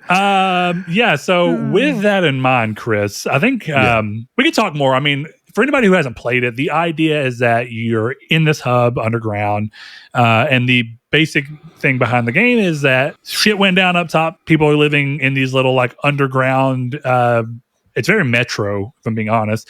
You're living in these underground cities called Speranza, and people go topside as raiders to gather supplies that are needed. That's the crux of how the world's set up. So you, either by yourself or with a group of people, load out into one of many maps. The maps are pretty wide. There's a lot of things for you to go do. You just go out, look for loot of various things. Sometimes it's just valuables that you can spend, you can sell for money, or things that you need to build certain things. It's all part of the progression loop, right? You need this to build this, to get this, so you can get better this, so that you can go back and you can get this, so that you can get better this. It's a loop. But the idea is that you go out, you're in a world with a bunch of other people, not like Helldivers where you're joining in and there's 4 people, but you're not really against each other. You're in your group, and in your map, there's a bunch of other groups that are playing as well. And it is up to them, or they want to be cool. Whenever you walk up to people, or people walk up to you, you can emote to them different things like don't shoot or bring it on or whatever. And it has proximity chat where if you have on there and you're near somebody, you can hear what they're saying. And they can be like, hey, just doing this. Please don't shoot me. And you can choose what you want to do. Sometimes if you're Chris, you snipe somebody from 500 yards away. Sometimes you are like, hey, don't shoot me and we're cool, right? That's kind of the way. But the thing is that if you get downed and there's no one else in your team up to revive you, you lose everything from the run and you start from scratch again. You do get some experience. There's that, but you lose all your items. If you lose your items, there's a backfall for you to use what's called a free loadout so that you can just go back out into the world and try and start building stuff up again. That is the core of the game. With that in mind, I'm glad I did that. I've not really played an extraction shooter besides Helldivers, which is an extraction shooter, but in a very different way. Think about it in the fact that you're going out there, you're trying to get samples and certain things and complete objectives, and then come back and extract, and you can fuck up and lose everything. There's strong extraction elements, but with the caveat that it's PvE. There is no PvP. Yeah. So I call it a PvE extraction shooter because I do think that's what it is. Sure. That said, using this as kind of a spearhead for all these things that are going on, how about we go ahead and break into what this means for Fairgames? Because I think both of us have kind of hit that thing where we're kind of like, what's going on here? How do you feel about what's actually happening with Haven and Fairgames? And how do you think the blend of both, if Colin's correct, is extraction shooter and battle royale? Well, does that do anything for you? I have to say, as a fellow Sacred Symbols listener, Colin did say that, and he also said that what he heard was the game sucks. So it's a little bit of cherry picking, I think, but I don't know. I think this is the same lesson that I think like Colin, and I think we've mentioned it on this show, like Sony should be in the multiplayer realm. I think, having a game that it's never going to be Fortnite, but having a consistent stream of money that's all yours is always a good thing. My bigger concerns are like, yeah, you could find good things with Haven, sure, but the 2 studio founders are gone. Like, that should worry you. That to me is like, maybe it's a better thing. That worked for Final Fantasy VII. Switching the teams and doing something new. But I think I guess unless you really, for me, it's like, unless I was really wanting to bet on live service, I don't know that I would look at the stuff around Haven as positive news. I don't think not negative means good, I think whenever I'm looking at this, we can leave the game, and I know the game is kind of intrinsically tied to what we're talking about here, but the first kind of thing he leads us off with is, does PlayStation look wise with regards to another game they're working on due to the success of Arc Raiders? And I'll say possibly. I do think Sony's wise to not go ahead and try and cut all of their games as a service initiatives. I think that they were wise to call back some and really reevaluate which of their games made real sense for it and which one had a big enough basis for you to try to build something off of. And I do think that Concord probably taught them some lessons. I think that Concord would have taught them better lessons, if I'm being honest, if they would have actually tried to salvage Concord. I think there's more to learn from trying to right the wrongs that you made and seeing how players respond to it. And I also think it's better for the long-term thing where maybe it would have never happened. But in a world where Concord was still going today and had a big update and people were coming back to it as a sign of goodwill, almost kind of a, what do you want to call it? No Man's Sky style. I think that's ultimately, there's more lessons to learn in that environment, though they're hard. I will agree. I would have really liked to see Sony do that. Instead, Sony took the lessons that they did that were different hard lessons, which is just all this money is 100% down the drain, call it what it is, move along, cut our losses. I don't know that this screams to me that this is inherently wise. And one of the weird things about it is I don't know that Arc Raiders makes it scream wise to me. And the reason I kind of say that is maybe I'm wrong, but if Arc Raiders is kind of cornering the extraction shooter market right now for the PvP element side of it, if this game comes out and is touching on a similar thing, if the battle royale aspect of it is not a strong enough component to really show it as differentiated amongst all games as a service, not just internal games as a service. Do you worry, Chris, that they're fighting against Arc if it can continue to sustain this levels of success with a game that's kind of fighting in the same thing? Because Concord arguably was fighting in the same realm as like an Overwatch, and it couldn't hang. I don't know. I think you brought up a good point where like I would have liked to see what Sony did to try and improve Concord rather than just cutting the cord. And I think like if you're looking at it purely as like a cost cutting measure, that made the most sense for sure. You're not going to hear me argue anything different. But I think there was, I know I'm one of the 2,500. I can talk with authority on Concord more than anybody else in this fucking planet, really. I think there were bones of something that could have been good. And I think that's the thing. Like, I think like, you know, I've heard a lot of people talk like about, you know, Herman Holst's tastes and Sony's tastes that they thought Concord was going to be this next big thing. And I think that if I was looking at what Concord was when it came out as like alpha 0.5, you know, to beta, I would have looked at it and been like, yeah, this could be good, you know? I do genuinely, like, I know that's a hot take in the internet right now, but I do genuinely think that like there were bones of Concord with more time, and we've said it before, but better art, you know, and more polish on some of the stuff that they had. I think they would have had something cool, because I think that Concord was fun. I enjoyed my time with it a lot. So did Davey. I mean, like his love for the shirt was not entirely ironic like mine is. First of all, I did play Concord. I don't think it was a bad game. And I specifically remember telling you that it was the most okay game I've played. And it's hard to even quantify that, because like it was solid. If you were to point at me and go, is there something about this game that's just inherently bad? I couldn't say that there was anything inherently awful. What I can say is that there was things that just weren't interesting enough to push it above anything else that I could play. And a lot of the things that were more interesting were also free. So now you're telling me I'm trying to pay more for something that's also not really better than other things in any real capacity. And that was a challenging thing. Right. But again, I agree with you. I think there's bones of something there that you might have been able to salvage. Launch Concord, had it come out in either early access or that had been like a, hey, here's our open public beta, I think we'd be looking at like a very different situation for that game.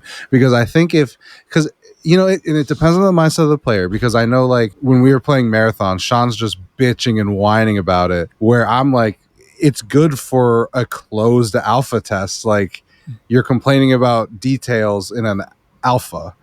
Like that, so like I think it depends on who's playing the game. But like someone like me, who if I had looked at that as a beta, I would have been like, this is gonna be fucking sick, and like I would have been putting people onto it. But when that's 1.0 and everything kind of looks lame, it's not gonna sell. I think, you know, we've talked about it before, a big reason for Marvel Rivals' success, and like a lot of like even Dispatch, right? Because I watch these things on Twitter, people want to fuck the characters, and I think that's like, as dumb as that is, that's an important thing. Where I'm not saying the characters have to be hot, or you can't have, you know, it's not, you know, DEI slop or whatever kind of bullshit you want to throw on what I'm saying. But my point is more like, people want designs that they can kind of like look at on Twitter, or, you know, talk about in those circles. I think that is a big part of online culture, especially in video games, where, you know, Invisigal versus Blue Blazer, or holy shit, Emma Frost's tits are out in this costume, you know, like that does a lot of things for games, and builds conversation. And when you talk about Concord, and my favorite character was an amorphous gray blob in a spacesuit, like, you played it, you know the character I'm talking about. That's what it was. Like, how do you like project any kind of personality onto that, right? How do you you look on Twitter and you see like in a different world and a better design, like there's a person whose profile picture is that and their whole thing is talking about Concord and pretending they're that character, and you don't get that with bad design, so maybe I'm talking in circles, but I think that was a better design and more time in the oven. I think the game would have been a much different scenario, or free to play. Well, look, with what we're talking about, I think this is a good thing. We've all seen Fairgames. You and I have, the two people who are talking here. We saw Fairgames reveal. We see what's there. Do you think so we're going to go kind of piece by piece. Do you think Fairgames is at least doing something more interesting in the visual design category, or do you think that it's falling into a similar boat that we saw with Concord, where nothing looked literally bad, but nothing stood out? And I would say that was Concord's biggest thing, is that most of the characters didn't have memorable designs. I think I remember telling you the character I played as, the most I can tell you is he was just a Mexican dude. He literally looked like a Mexican NPC from a shooter game. And I don't mean like a playable character. I mean like a side, like one of the side characters in Spec Ops: The Line was who I was playing as. And that's not awful. It's just it doesn't stand out, and it doesn't make me go, oh, this is a main character in a hero shooter. I was like, this is a very run-of-the-mill looking dude for somebody who's supposed to be our hero that we're playing as. And it is weird when he is going against somebody who can like throw shadow balls and shit out, like like Hamar or whatever she was doing. It's like Hamar was probably one of the more interesting designs, and she wasn't even great, but she was better. I liked her. Yeah, so it was really odd. And so in that sense, do you think that what we've seen in Fairgames so far, you think that part of it has got more to stand on? Because I think clearly we know Marathon has say what you will about what's happening with Marathon's visual style and how it got there, but the visual style is immediately striking, and it does make you go, oh shit, that's neat looking. Do you think Fairgames has that? I think if you're asking me, I think if the question is closer to like, does it have it better than Concord? I would say yes. But like, I just scrubbed through the Fairgames trailer again, and like, it doesn't stand out as anything cool, like anything particularly unique. Like, I like some of the aesthetics, and I like the like Ubisoft, Watch Dogs, Legion ass characters. I think that's what they look like. I think it definitely has more personality than Concord, but I don't know that it has much more. Hard to tell from a CGI trailer, too, if we want to go off of what we actually have to work off of.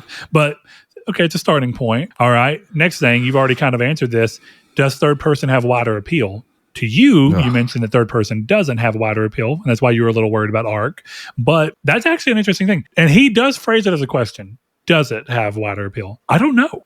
I genuinely don't know, because I feel like a lot of competitive shooters take it all. I mean, Overwatch at the end of the day is still a competitive shooter. Even though it's a hero shooter, it's at the end of the day, that's what it is. Overwatch is still first person. Call of Duty is still first person. PUBG got taken over by Fortnite, both of which are third person, so I'll give it that. Fortnite being the biggest thing does make me think that there might be a strong reason to think that casual gamers might be more pulled to third person. And at the very least, this might be where he's pointing at.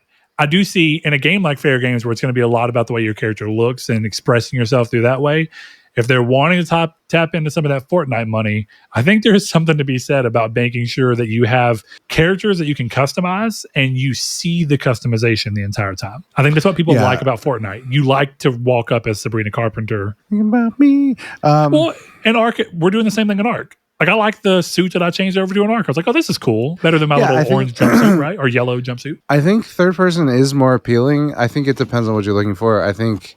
I would rather play a first-person shooter game, but I would rather look at a third-person shooter. Yeah, I think I agree with you. I'm a big fan of the way that first-person pulls you into the game. I'm a huge immersive sim fan, to the degree that I like games that apparently most people don't like in that way. Red Dead 2 was entirely played in first-person for me. So it goes to show you how much first-person means to me. I love third person for certain genres, for certain reasons. But depending on what the game is asking you to do, I think that first person can be more interesting. So, I may give it to you. Third person may actually have wider appeal, definitely for a game that's going to live and breathe off of character. Well, the monetization aspect of this game is going to fall entirely on people wanting to spend money to make their character look a certain way.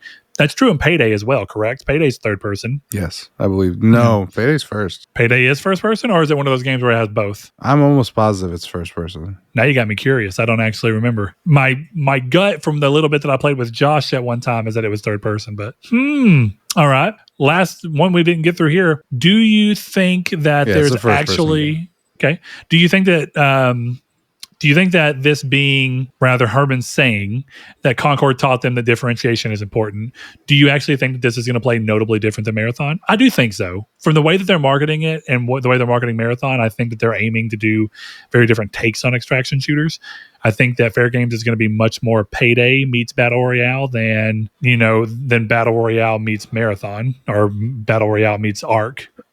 Yeah, I mean, I think from what I understand, it's an extraction PvE game with heists. Is it PvE or is it PvEVP? I don't know. That's the problem. Like I feel like if it's going to be a battle royale, it has to be PvEVP. Yeah, there has to be a PvP element. But it doesn't look like that in the trailer. At least the bits I watched. So my guess is that it's PvP. Is it one group? And this seems unlikely, but is it?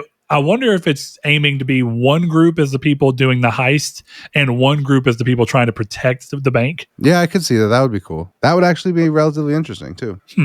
But I feel like it'd have to rotate, and then because like sometimes you'd be like, oh, I want to be the people extracting because I'm gonna look cooler. Basically, I want to do the beginning of The Dark Knight. Yeah, I killed the bus driver. Yeah. I don't know. This one's interesting.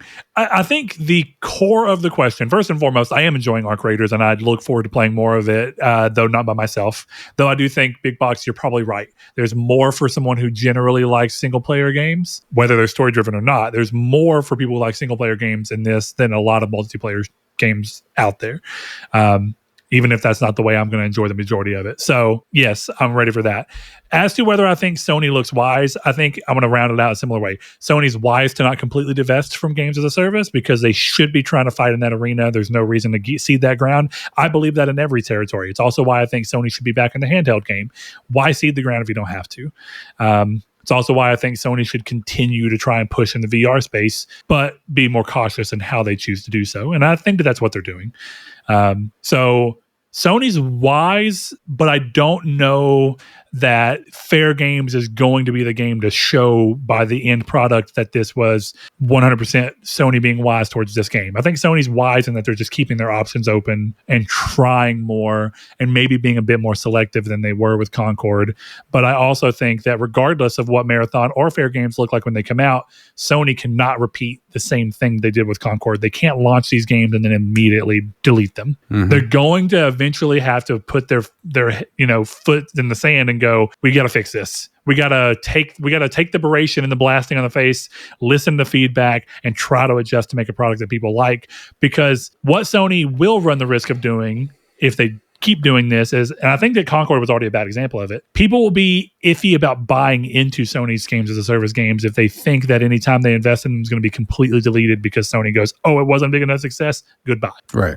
Yeah, I mean, they have to commit to one of these. I think they've committed to Helldivers. I'm sure they'll commit to something else that'll just drop out of the sky. I can't think of anything else that they're doing that's really like this. Obviously, they commit to MLB, and I'm sure they make tons of money there. So and Gran Turismo 7 is still, at the end of the day, a games as a service. Now, I know that those are less traditional forms of games as a service, and they are ones that definitely MLB has an expiration date on purpose, as it should. So I know that's different as well. So it's interesting to see them try to broach this area between a more traditional multi-year, you're playing this game for 3, 4, 5, 6 years in the future. They've not gotten there with anything but maybe Gran Turismo 7. And again, it's not a normal games as a service. But it's still fulfilling that role for them. So I think it'd be foolish for anyone to say that Sony doesn't have some successful irons in the fire of games as a service, but they don't have any ones that are more traditional looking. Yeah. So we'll see if this is the one that turns it around, this or Marathon. I am curious of Marathon, seeing what extraction shooters are about. If friends are playing it and it's first person and it maybe plays a bit more like the way that I like first person shooter games to go, as Chris thought maybe is playing in there. Maybe there's something for me here. We'll see. Occasionally I do get lost in a multiplayer game, but it's been a long time. And I don't know, it seems like there's been more and more time between each time that's happened. So I wonder, eventually, does that just not happen? I don't know. Maybe when I don't have a kid and like I have less responsibility, it'll flip around. Like, you know what I'm saying? Like when my kid is an adult, yes, I know what you maybe mean. my responsibility shift will go, oh, I have more time to go towards something without having to feel a specific type of progression. Therefore, being more okay with that sense of wasted time that I felt from Ark. But we got some years. She's 10. So got some years. But with that said, I think we are ready to move on into the news. Chris, would you agree? Swing it, yeah. Actually, before we move into the news, we're going to move into the community's take, which came to us courtesy of our guest last time, Davey. And he asked something that we kind of broached in the episode and came around to was this question around kind of Xbox and this idea that the console war, as we saw it, is well and truly over. And so the question that was posed by Mr. Davey was, do you think that Xbox Game Pass launching with day and date first party releases was the choice that ended up costing Xbox the quote console war? If not, what? We get a lot of feedback here, and I'm not surprised. I think I want to start with one that actually kind of agrees with him, right? So this is Josh Ayers, longtime listener, longtime patron, current victor or current lead of the trophy competition, but I'm coming for him. He says, I suspect so, but I don't think they saw the ramifications that would unfold. They originally launched day and date with Sea of Thieves, so for games as a service, I can see why they would, but they went too far with every first-party game. It ended up making them less desirable as sales dropped off hard. And there is an element that we have to be specific to the context here. I think some people are going to hear this and think we're just dumping on Xbox and saying that they just 100% have failed. But I think the question and the importance of the framing is it's what lost them the console war, not what made them failure as an entire company or gaming division. We're talking about what lost them the console war. Xbox does not have the presence in the console space that they once did in the 360 era. They've never been able to crawl back up to that, where they're neck and neck with PlayStation. They haven't been able to do it. So let's go to the flip side and go to one that kind of goes in a different route. This one comes from longtime friend of the show and listener, Sweet SGS Jones. Says, I think Xbox lost the console war midway through the 360 gen when they thought that having the larger console install base was all that was required to be dominant, which would drive all third-party games and sales through their marketplace with required Xbox Live to play most games was enough. They cut a bunch of their development teams and thought the next logical step was media. It's exclusives that drives hardware. Nintendo seems to be the only hardware manufacturer that understands this, throwing a little shade towards PlayStation. So, Chris, I know that you hit the Discord and kind of gave a little bit of an idea there, but I'm going to give you a second to kind of expound on what you think about that. Yeah, I mean, I think my big thing, and it's like I said, I've said it before on the show too, I believe, but I really think that what sunk Microsoft was having this really consumer-friendly backwards compatibility thing.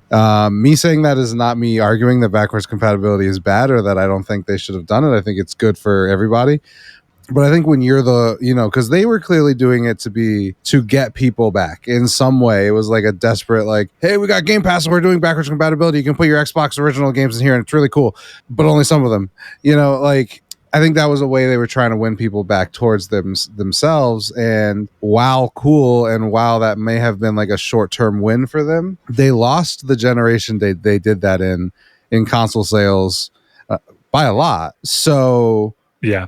When you usher in backwards compatibility and now Sony has to do it too. So now why would I ever leave my PS4, PS5 library for an Xbox? Why would I ever do that? So the only thing that you can, for the however many Xboxes that were sold in the Xbox One era is how many Xboxes are going to be sold in the Xbox next PC era. Actually, it's a PC, so probably a lot more. But the point I'm making is, like, in a traditional console sense, like PlayStation versus Xbox, they were always going to only be able to maintain because PlayStation has such a high lead and people buying games on PlayStation that nobody is gonna switch. Nobody is going to leave their library. And I think, like, from someone like me who has a stupid amount of games to someone like you who doesn't have that many games, but you got some, and someone who's a person who buys Call of Duty every year and that's it. Call of Duty is a bad example now. But someone who buys Madden every year and on digital and their account is all Maddens, right? I think you look at these people and they go all universally for different reasons at different monetary levels go, I'm not leaving the money I spent for anything. So to me, that's the biggest issue that Xbox has. And that's why I think they'll be a dominant third person publisher or third party publisher. They'll be the biggest one of all time. Like they already are. But I don't think that they can ever really truly claw back from where PlayStation is unless they were to go, hey, you import your PlayStation library and every game that you have will give you on your account. That's to me the only way that they can really steal people. And I don't even know if that would work. I don't think publishers would allow them, even if they it were. Would never allow it. It would never happen. But even if they could magically make it happen, that's what you have to do. Look, part of me agrees with that, right? But I want to go to one that's slightly different. And I think this one really was interesting because it's kind of positing the two sides of the coin in a similar way as you did. So Rob Henry, 2990, says, no, I think they decided this a while back, and that's why they started gobbling up studios. It's easier to distribute than develop, and they already had a very good software to do so. Now they can just go to just about any console/system. Honestly, I think they won. Soon Game Pass will be on PlayStation. The real killer of the console wars was the introduction of cross-platform online gaming, then cross-progression games like Call of Duty. So here's where I see what he's saying. I don't think I'd say they won because, again, I think if you look at this from the idea of who won the console wars, which is the hardware side, Xbox clearly lost. And they have basically admitted that they don't have any interest in even trying again. That's why they're shifting markets to a completely different thing. And they might find success in that market if the recently announced Steam machine doesn't ruin that for them as well.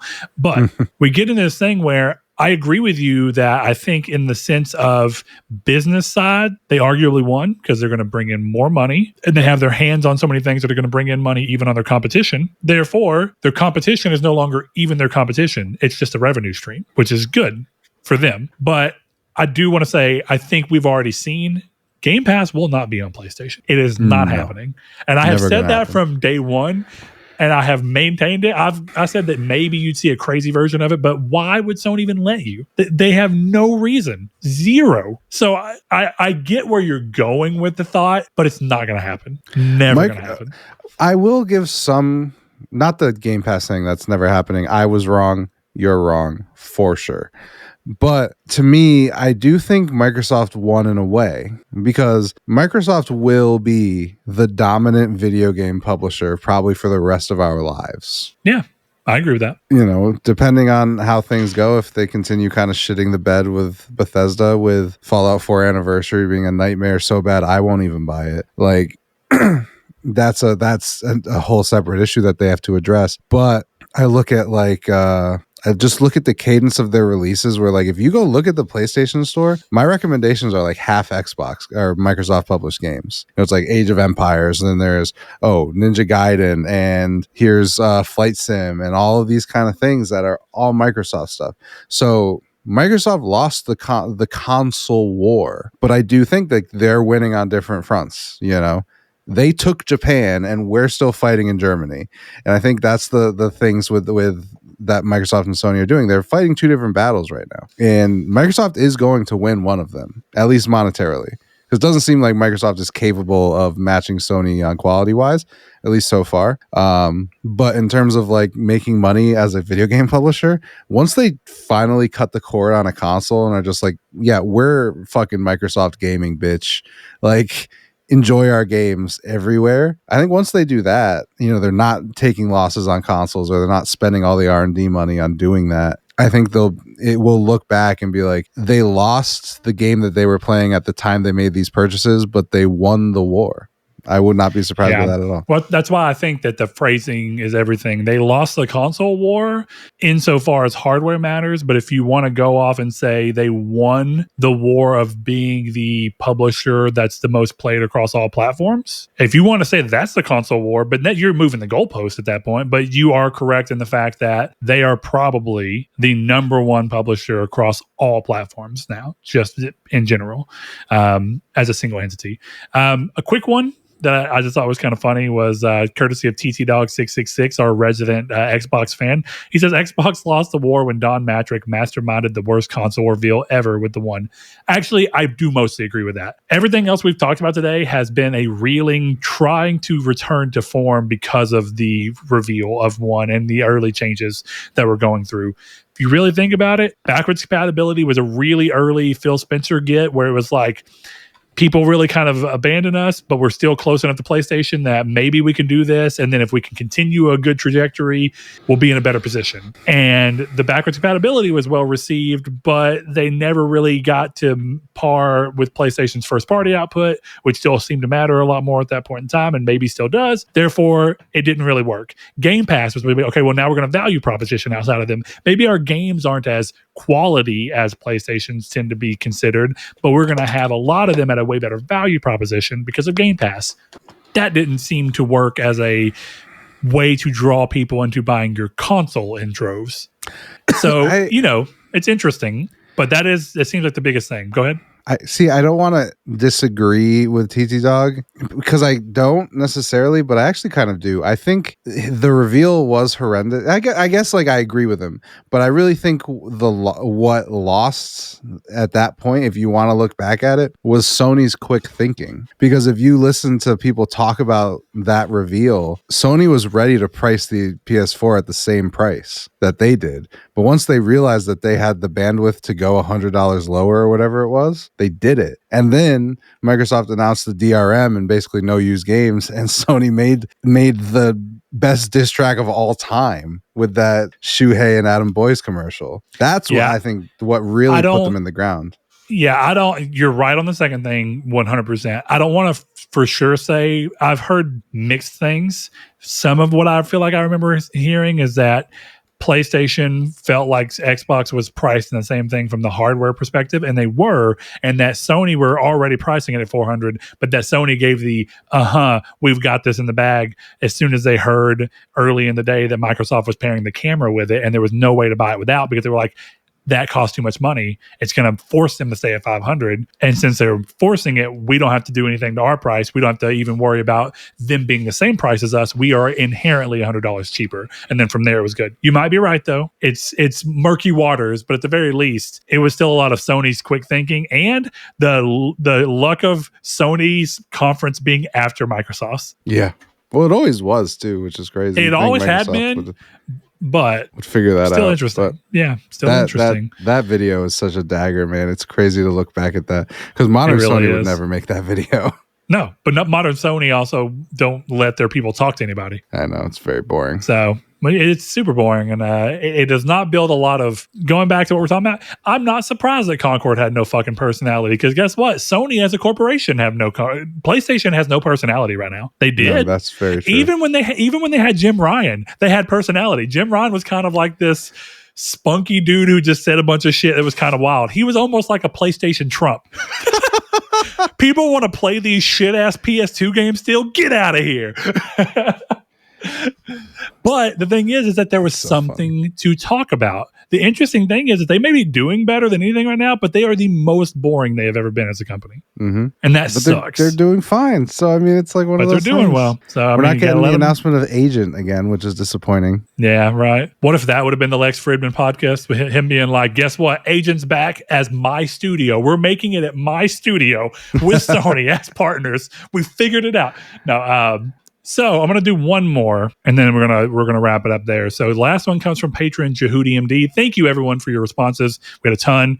We only have so much time, and we try to give patrons a little bit of they're hooking us up. We try to hook them up. So if you want to join them, head over to patreon.com/nartech and give as little as $1 per month to support the show with more than just your time. But we're super thankful for your time. It's the most valuable thing. Jehudi says, I agree with some of the things pointed out above. At the end of the day, Microsoft is a company, and as a company, their revenues are all they care about. So if a division is not doing as much, that division will do everything to continue building up. I think Game Pass was something they wanted to succeed. However, I remember a few years back when reports started coming out about stagnating growth. I think they tried their best and had to pivot to find other sources of revenue to compete. I don't think PlayStation will ever allow Game Pass on their system unless it's a truncated version with only Microsoft Studio releases. Adding Game Pass as it is now would not be a good idea for PlayStation or Nintendo, as they would lose that 30% chunk of sale of each game, or whatever that number is. That number is 30%. Sometimes they move on it for indie games and stuff for spotlighting deals and whatnot, from what I understand. But for the most part, that's their rate. So I think that that's a good place to wrap it up. And I think there was a lot of reasons as to why ultimately, from a hardware perspective, Xbox just couldn't keep up.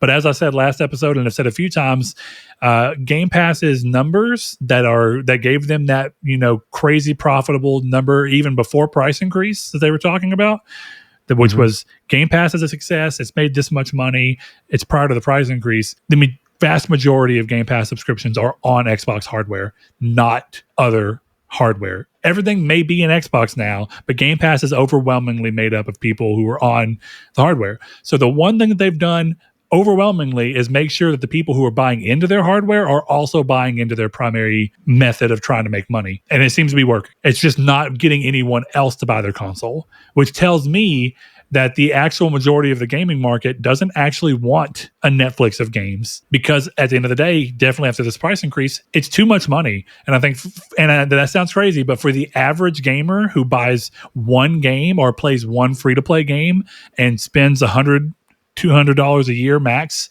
in those games, it's cheaper for them to just buy and or play the free-to-play game and spend the money they want than it is to constantly have a $30 subscription. True. So for the casual market that makes up the majority of money spent in gaming, Game Pass has hit probably the primary number it's going to hit. But as long as it's profitable for them and they have other ways of making money, like releasing all their games everywhere else, I think Microsoft's in a great spot.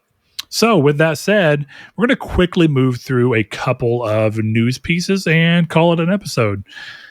Chris, first thing we have on the news, as you saw fit to put, was the announcement of the Game Awards nominations.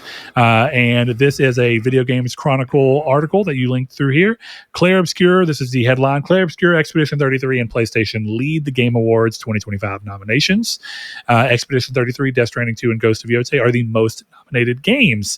So, the beginning of this says Claire Obscure is up for 12 awards, making it the most nominated game in the awards history, followed by PlayStation titles Death Stranding 2 on the Beach and Ghost of Yotei with 8 nominations each, and Hades 2 with 6. Sony Interactive Entertainment is the Game Awards' most nominated publisher, despite not being the biggest publisher in gaming, which is pretty interesting, with 19 nominations, followed by Kepler Interactive with 13, and then Microsoft and EA both with 10 each.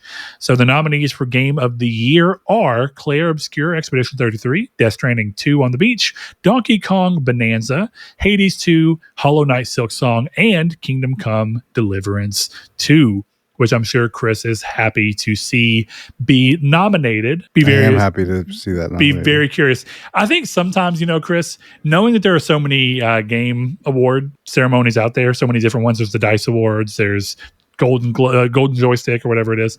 I think a lot of the time, I don't even really care who wins so much as that I want to see certain games get nominated, because then I at least feel like, oh, they're getting a fair shot. Yeah. Because it just means that at least it was on the radar enough and people saw it to go, it at least deserves to be in the conversation. If it doesn't win, I understand there's a lot of factors that make going towards Game of the Year.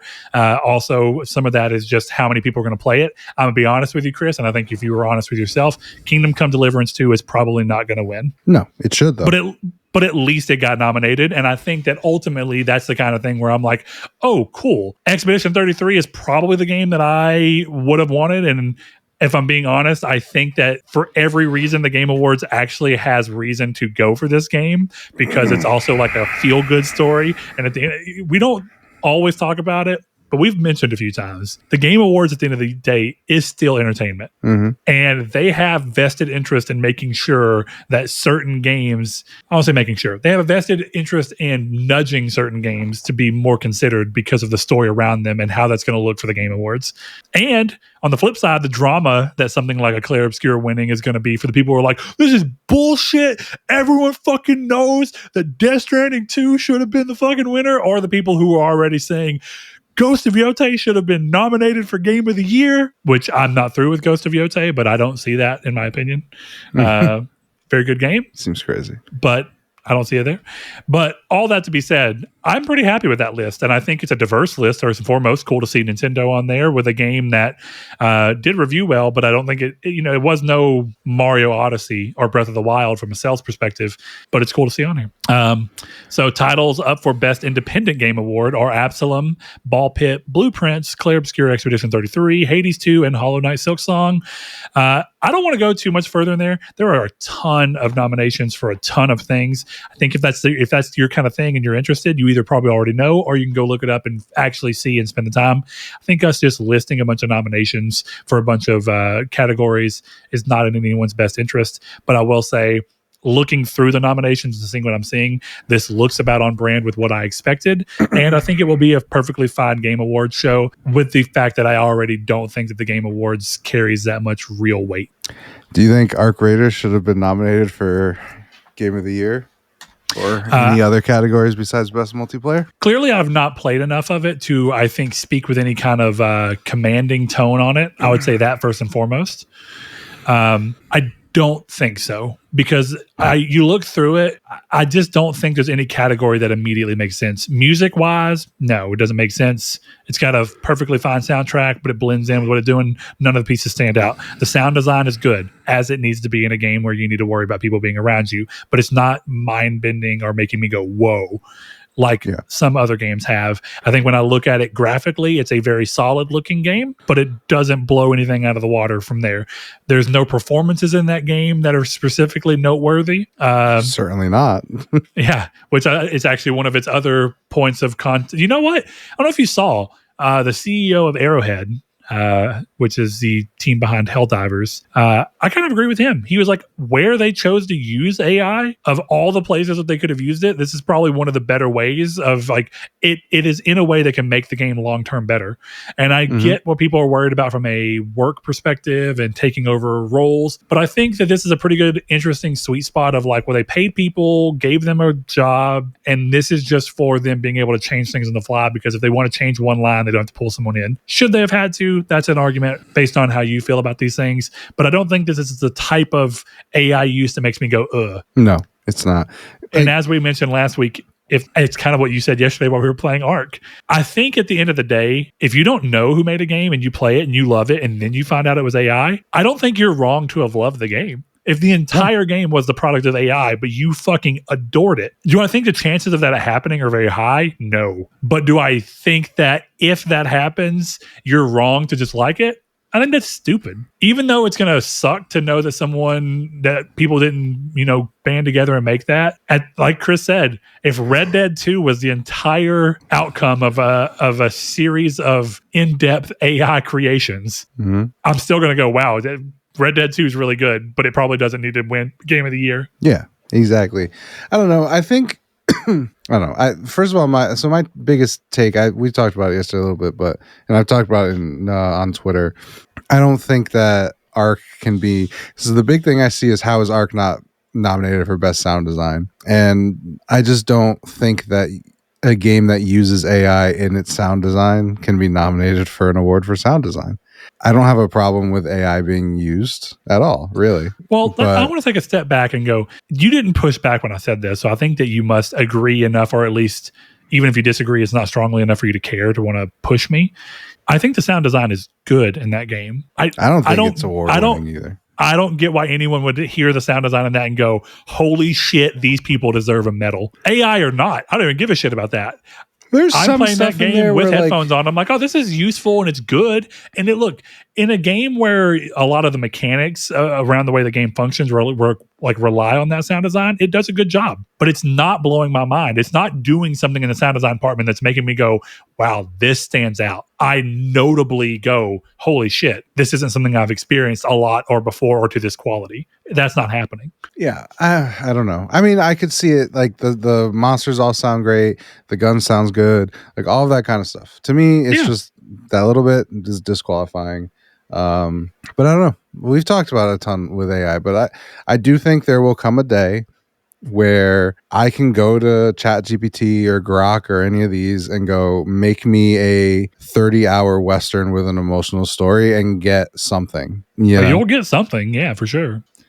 How good it is? By something, I mean something good, and that's the thing. Like, we are going to get to that point because it's, people talk about the AI bubble, but there will be a winner of that bubble, and they're not going to stop investing in it ever. So we're going to get there, so I don't know. I'm not super opposed to AI use at all. I think it's shitty and it sucks, but I think the biggest thing is, like, if I'm honest with myself, a lot of the arguments that I could make that oppose AI, I don't really believe in, because a lot of games that I play, I don't know the people making the games either, like, I don't know every individual on Warhorse's staff. So, like, I'm not truly gonna, freak out about their job. I do think that, obviously, I want to see Warhorse get bigger, and I don't want anyone to lose their job. But I think it's a little bit crazy for me to be worried about these people's jobs. In my own industry, I am worried about it. So it's worry about it in your industry. I'm fine with that. But that's not an argument for me. Like, if AI helps improve it, and that means you cut a bunch of QA testers, but I don't fall through the floor the next time I'm playing a game, that to me makes it better. I'm sorry to say, that makes the game better. So we're going to have to reckon with a lot of stuff like that soon. So it'll be interesting to see. Yeah, I think so too. But we'll see. And we'll also see what the real response to it is. Because one of the things I mentioned last episode, but I still really do believe, is I don't think anyone in the time of any form of revolution can ever really understand what's coming. And I think almost every big revolution has had someone being like, this is doing this is taking away this from people, this is having this impact on creatives.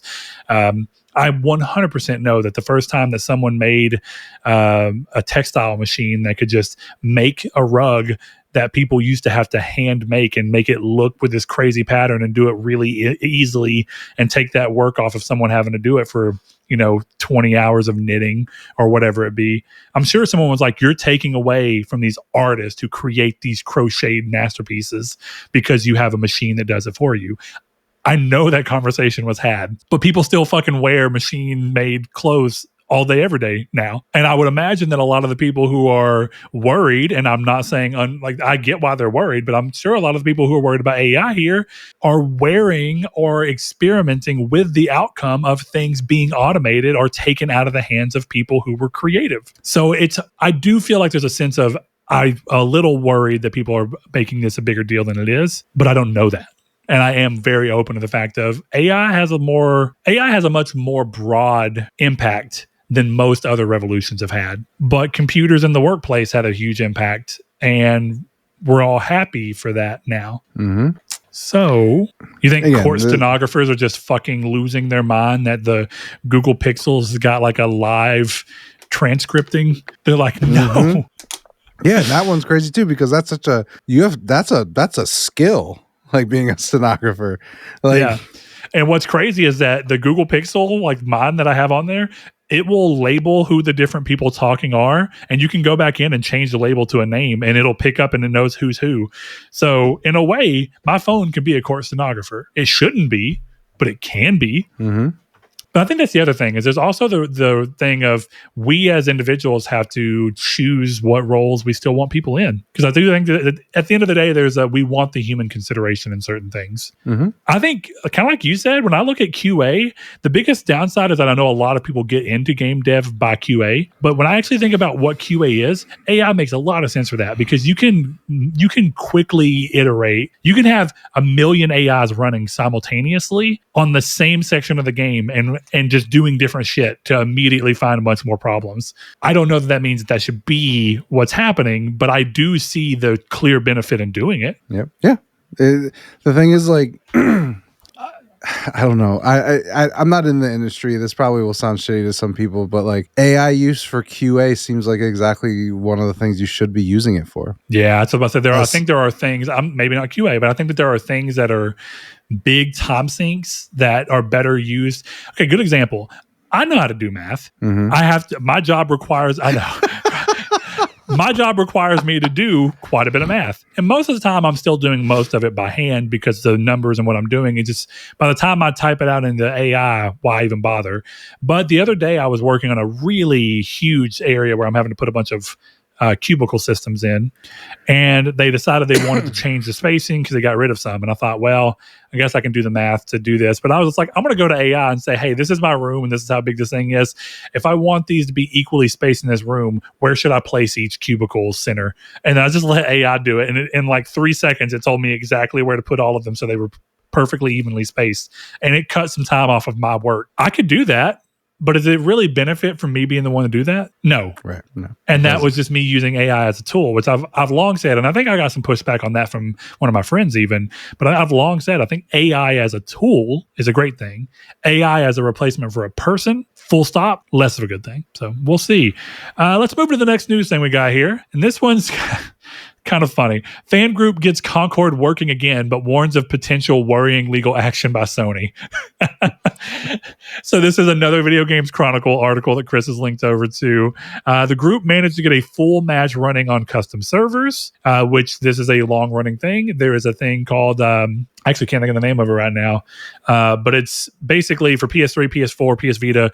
You can go into your settings. You're not even doing anything illegal. You're just changing some of your DNS settings and where you're routing some things through, and it's pushing you through to a server that someone else has set up that these games can run through.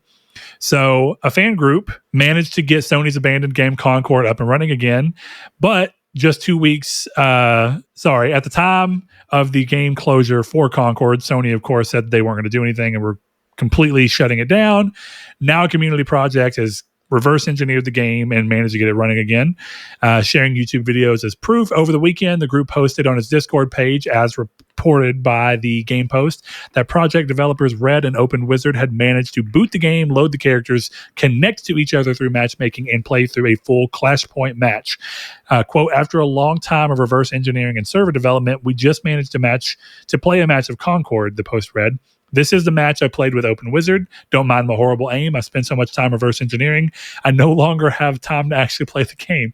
The project is still work in progress. It's playable but buggy. Once our servers are fully set up, we'll begin doing some private playtesting. If anyone here wants to join those playtests, let me know. Include what region time zone you are in for convenience. The offer to join these playtests has now become much more restricted, however, as the team has now, quote, decided to pause invites for the time being on its Discord server due to what it's called worrying legal action. Although it doesn't appear yet that Sony has threatened legal action against the project itself, the YouTube videos themselves have been hit with DMCA takedowns by MarkScan, the digital asset protection firm that's issued numerous DMCA strikes on behalf of Sony in the past.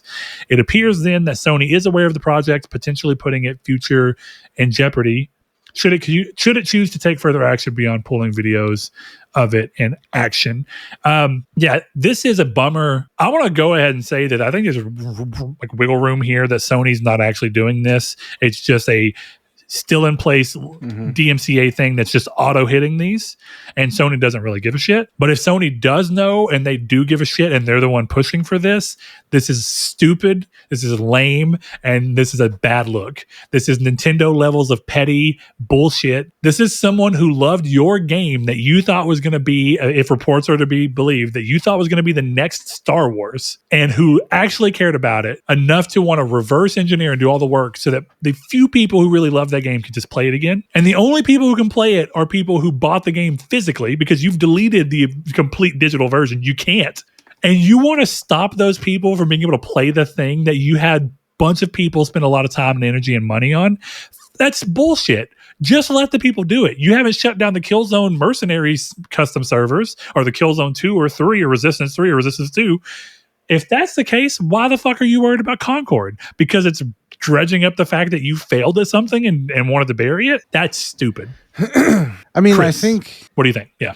I mean, I think I agree with you for the most part. I think the only reason I could see them doing it is like they don't want there to be any like talk of, oh, let's bring Concord back, you know, Sony bring Concord back. So maybe that's the reason, like they don't want people doing that. I don't know who would go that route. Well, then but I also celebrate wonder it like if it's, Sega does with things. Just go, hey guys, we have zero interest and we're not going to bring Concord back. We've shut the team down, but we celebrate the fact that people loved it enough to want to play it in its existing form. Have at it. Have fun. I don't know. I think I don't know. I don't have a good argument. I a good thing to say. To me, it feels like, you know, I don't know. I guess I can just see like maybe there's security risks on the PS5. There's tons of reasons that this could all be turned off. That's beyond pettiness. I know that's how it looks. But I think there's just, you know, I don't know. It's dumb. Like maybe they should let it go. I'm just not super surprised that they aren't. It's not, you know, this isn't to me something crazy. I'm more surprised that people bothered to do it. So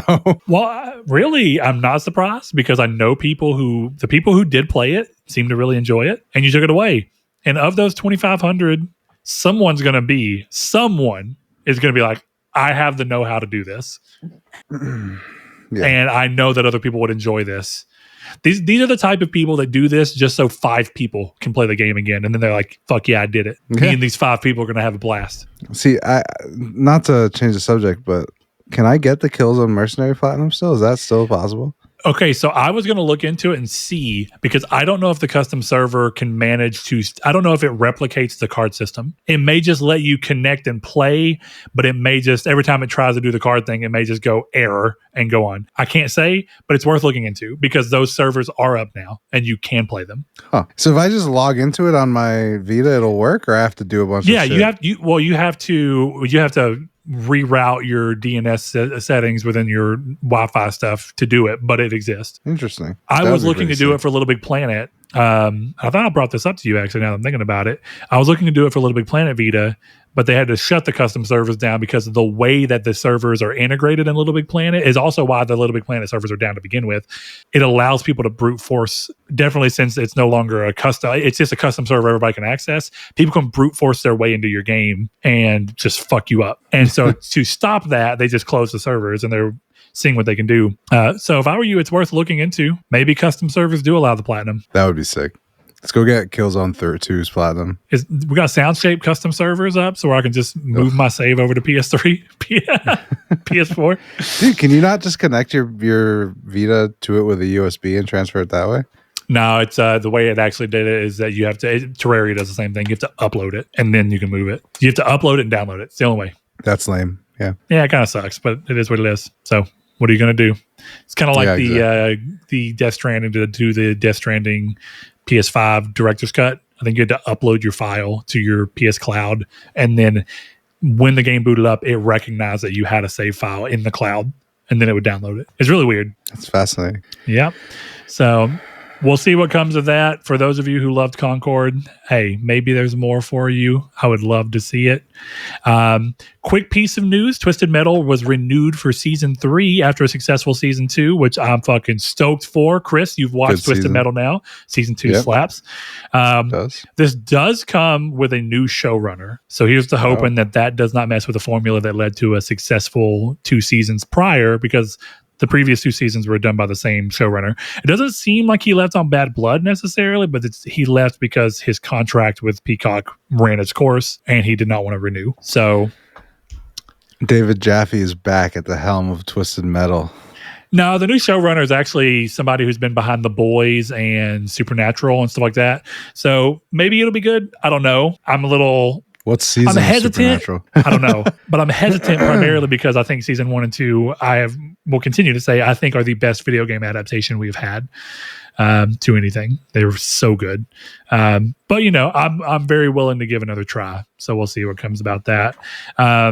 Next piece of news, though, Sony announced a Horizon MMO, which we knew was coming. In collaboration with NCSoft, but it was announced for PC and mobile, and no PlayStation version has been confirmed as of yet. So, announced at G-Star 2025, the game is being developed in collaboration with original Horizon developer Guerrilla. The game is planned for mobile and PC via NCSoft's Purple app. Set in the lands of the machine hunters known as the Deadlands, the game builds on Horizon's signature hunting action gameplay while introducing advanced MMORPG systems featuring deeply customized customizable combat and extensive player freedom, end quote, according to a description for the game. No release date was provided for the upcoming MMO, and there's currently no suggestion of a PlayStation version for the game, marking the first time the Horizon franchise will be missing from its debut platform. This is no surprise. The Horizon MMO is no surprise. We knew about it. It got leaked. They have been trying to make Horizon a huge thing since the original release of the previous game, and they've done a pretty good job of that. But this feels like a really weird time to leave your console out. I understand wanting to pull mobile in, but I think the thing I'm getting is that there's clearly no reason that a console version of this wouldn't work. Definitely since you can hook up keyboard and mouse to your console. It's not a big loss to me. I don't really have any interest in playing an MMO for kind of in general. But what do you think here, Chris? You're not much of an MMO guy yourself. I know you've dipped your toe in a few times, but are you surprised it's not hitting PlayStation? I think I would be more surprised if I hadn't like watched the trailer and like seen what it like looked, the little bit of gameplay they showed. I was like, yeah, that's a mobile game, bro. Like, you know. So I guess I'm not really super shocked that it's mobile. See, but I think it'll come to PS5. That gets me is like visually it looks an awful lot like the PS5 game. Mm-hmm. Now I'm with you, like mechanically it can be whatever. I think it's interesting because it's very Monster Hunter MMO, for better and worse. So I know there's zero reason this shouldn't be able to work. And honestly, Monster Hunter Wilds has not been doing too hot. It'd be interesting to see Sony come out. If this is their games as a service, arguably every MMO is a games as a service. So if this is their big winner, it's going to be interesting to see. But I still just don't get why you wouldn't put this on console. So maybe we'll still get there, but I don't know. I think you would have. It was entirely up to Sony. That they're not opposed, so yeah, I'm sure it will. Yeah, I guess we'll see what ends up coming about. I haven't seen that yet, but I'm not surprised. Just more than anything, it's weird. I shouldn't be surprised. None of NCSoft's other games that I'm aware of are on console either. Guild Wars, Blade and Soul. So who knows? I guess MMOs and consoles. You would have thought that Destiny was trying to pull us towards that. And it seems like it's just never quite worked. Even though I know that Activision refused to let Bungie call Destiny an MMO, even though it's an MMO. It's an MMO roguelite RPG shooter. Looter shooter. Thing. Looter shooter for sure. Yeah. I do think it feels like less of an MMO than like Warframe, but not massively. Yeah. I mean, I don't know. It's hard for me to say it's not an MMO. And it is a pretty massive multiplayer online game. Oh, interesting. Yeah, part of it's just the name. The name in and of itself kind of makes it, it's kind of like how even if Japan were to make a Western style RPG, it would still technically be a JRPG because it like just by nature. Well, it's like indie game doesn't actually mean indie game anymore. It's a JWRPG. It's Japanese Western RPG. Yeah. JIWRPG. Yeah, the last thing we really have to talk about here, and we got a couple of questions we'll get through. State of Play Japan. This is an IGN article we have here. So PlayStation came out of nowhere and kind of pulled together this thing, or it's State of Play Japan, where it's specifically looking at announcements for things that it viewed as important to the Japan and Asia audience, or games that were sometimes specifically coming out in that region and maybe not anywhere else. There were a lot of games. Highlights included appearances from Sonic Racing Cross Worlds, Dragon Quest VII Reimagined, Fatal Frame 2, Crimson Butterfly, and Marvel Tokon Fighting Souls. Even From Software showed up to announce the first Elden Ring Night Rain DLC, The Forsaken Hollows. So this is cool, and I think it's nice to see another State of Play so close.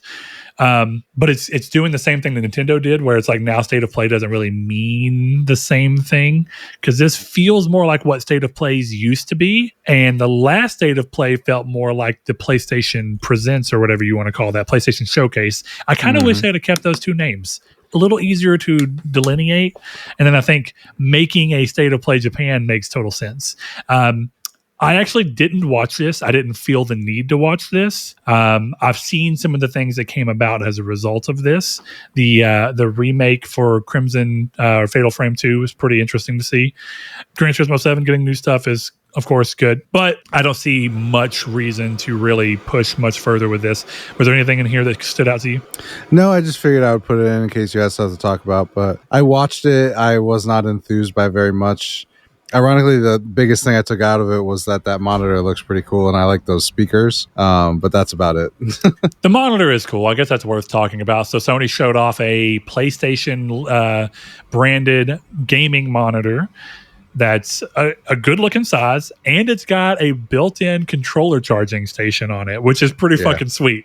That's probably the coolest thing I've seen of everything, but it is a nice looking monitor. So if you're someone who prefers to game at a more desktop style setup, kind of like Chris does, I can see this actually being a pretty good get. If you're someone who likes more of a playing on a TV from afar, this is probably not for you, and there's no real benefit for you here.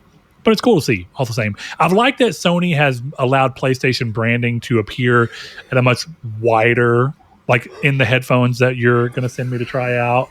And they already have those Sony gaming division monitors. Now this is specifically a PlayStation branded one, if I'm not mistaken. So that's cool. I think it's a good way to kind of expand the brand out.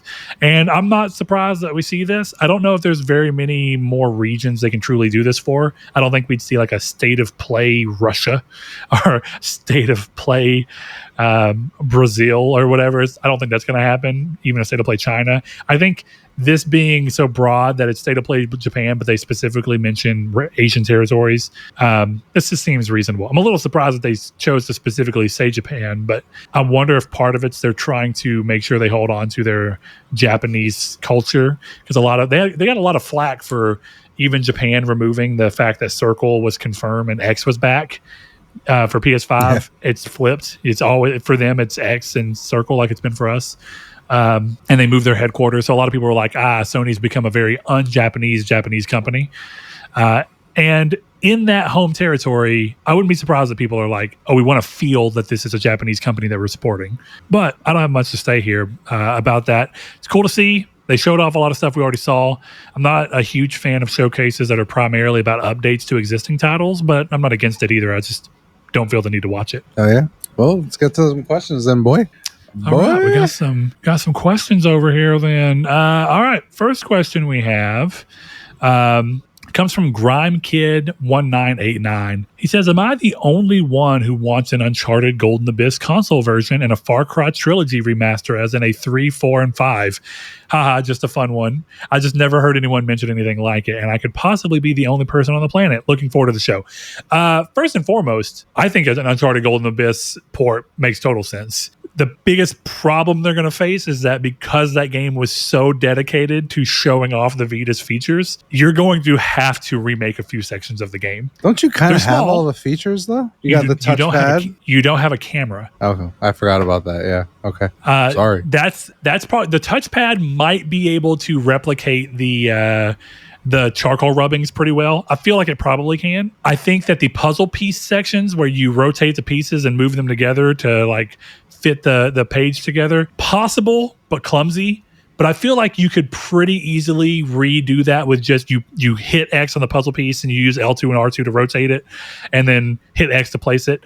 That one's probably fine. One of the coolest parts of the entire game on Vita, but also the one that I just don't know how you do, short of removing it or just having the game auto do it, is that there's a part of the game where you have to hold this map with invisible ink up to a light. So you have to take your Vita and put it where the camera is like facing a bright source of light, and then on the screen you see the invisible ink start to propagate, and that shit was cool.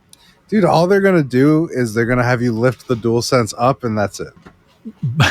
Yeah, but that doesn't even feel good if you're in a dark room. I'm just saying, like, you're right, but that's what they're gonna do if they ever make that remake. You know what they could also do? Until Dawn It, where it's just you've got to take the light from the DualSense and move it into a spot on the screen. That works. And hold it for a few seconds. That's honestly probably the easiest way to mimic. And you could just have it match where in the game, Nate, you have to move up. It's in the top and you have to move your controller up. So you're lifting it as well when you're putting the light in there. And that's how you're getting it. But who knows? You could also just have the game auto do it. I would love to see that. A lot of the rest of it would work fine. And I'd actually be pretty interested in seeing them rework the melee system. You'd have to completely redo the final boss fight, though. You could do it to where someone just holds the controller and Dante goes to punch you and you swipe left on the touchpad. You could. Be kind of rough. Depends on how much you're charging for this.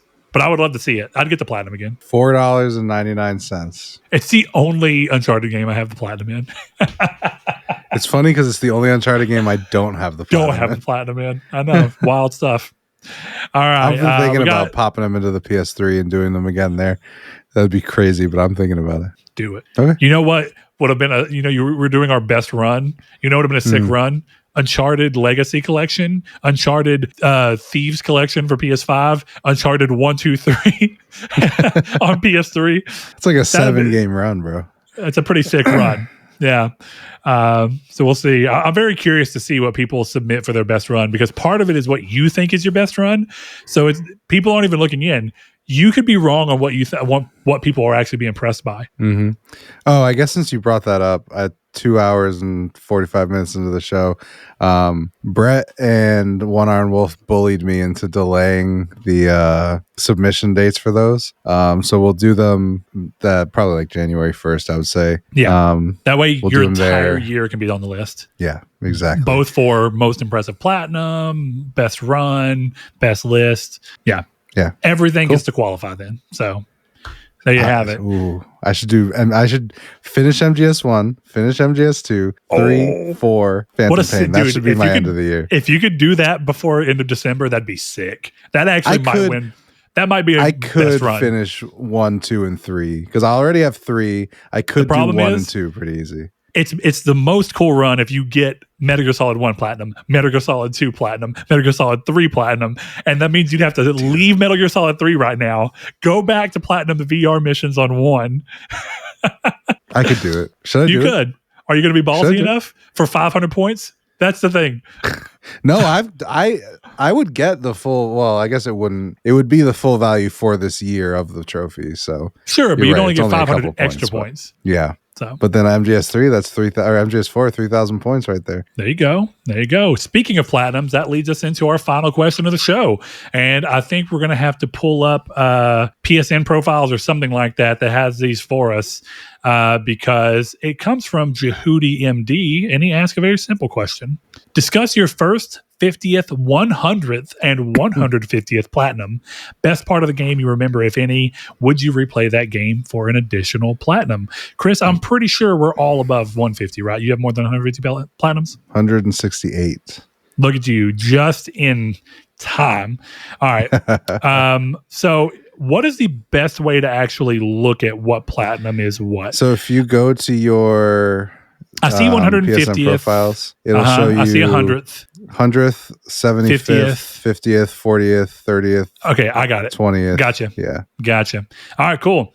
Well, let's start. Let's do first platinum each. So this one gets a little complicated because technically Chris has a first platinum on this account and a first platinum in general because he has a different account that he lost information to. So I can give you both. Go ahead. So my first platinum on my other account was Call of Duty Modern Warfare 2, the PS3 game. Yeah. And then my first platinum on this account is, can you guess? It's a launch era PS4 game.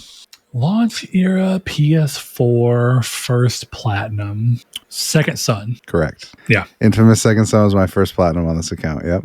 Yeah. Which pairs up nicely with my first platinum on my account, which is Infamous 1. Nice. That's cool. Yeah. Yeah. So that's a beautiful thing. So Chris, I guess we got to go through there. First of all, favorite part of Second Son? You were recently talking about playing it again, so I was. Honestly, I think the gameplay and the fluid movement of it is what really sells it. I think a lot of the stuff, it's almost the opposite of Dispatch, where the story is fucking horrendous, but the gameplay is so good that it kind of makes up for it. Yeah, I agree. Horrendous is strong, but there's some bold fucking moves in that game, and there's some bad writing contextually to the rest of the series. So I'm in agreement there. But as much as everybody talks about, oh, I love Spider-Man, I love blah, blah, I'm going to be real. In terms of open world traversal, I don't think Spider-Man is as fun to move around the world as Infamous is. I don't know that I can agree with that, but I will say going up those smokestacks and shooting out and you see Troy Baker's fucking cool dumbass face coming up, that's cool as shit. Well, dude, I think the reason it's so fun, if I'm just being honest here, Spider-Man, you are ultimately limited. It's webs and running up buildings. that is how the game works. It is fun. It's fluid. I'm not even down talking. I guess in Spider-Man 2, you have the wingsuit. You have that. But if you actually look at the way that Infamous Second Son goes about it, I really love the idea that like smoke lets you shoot up to the top of the building instantly, right? Yeah. The electric, whatever you want to call those, the digital powers allow you to pop into the satellite dishes and just like literally transmit yourself across and then fly the rest of the way through. And then past that, you get little digital wings so that you can just keep fucking soaring. That shit is cool. Then you have Neon, which allows you to basically do the same thing that Spider-Man does of just running up the building, fucking, speedster style, like DC Universe Online. And then lastly, you got the concrete thing where you can just like create big concrete spires to lunge yourself forward. I feel like creativity of mixing those together, you can create such a crazy string of like starting on the ground, quick running with Neon, jumping into an arc, hitting the side of a smokestack, popping up to the top of a building, dashing, hitting a satellite thing, going across, soaring across the wings, landing on a building, and then concrete doing yourself. It's so fun because moving is just fucking fun in that game. And it's all so smooth and fluid. And that's why I still continue. We got a great game. All the Spider-Man games have been great out of Insomniac. I would have been so fucking curious. And whenever they first said a Spider-Man game is being made by a first-party PlayStation studio, I was convinced it was fucking Sucker Punch. Me too. And I'm kind of bummed it wasn't. Me too, because I might play their games. No offense to them. But yeah, I know that you weren't, you probably heard me say it though, but I want Sony to buy Rocksteady just so we can get a Rocksteady Infamous game. Because why the fuck not?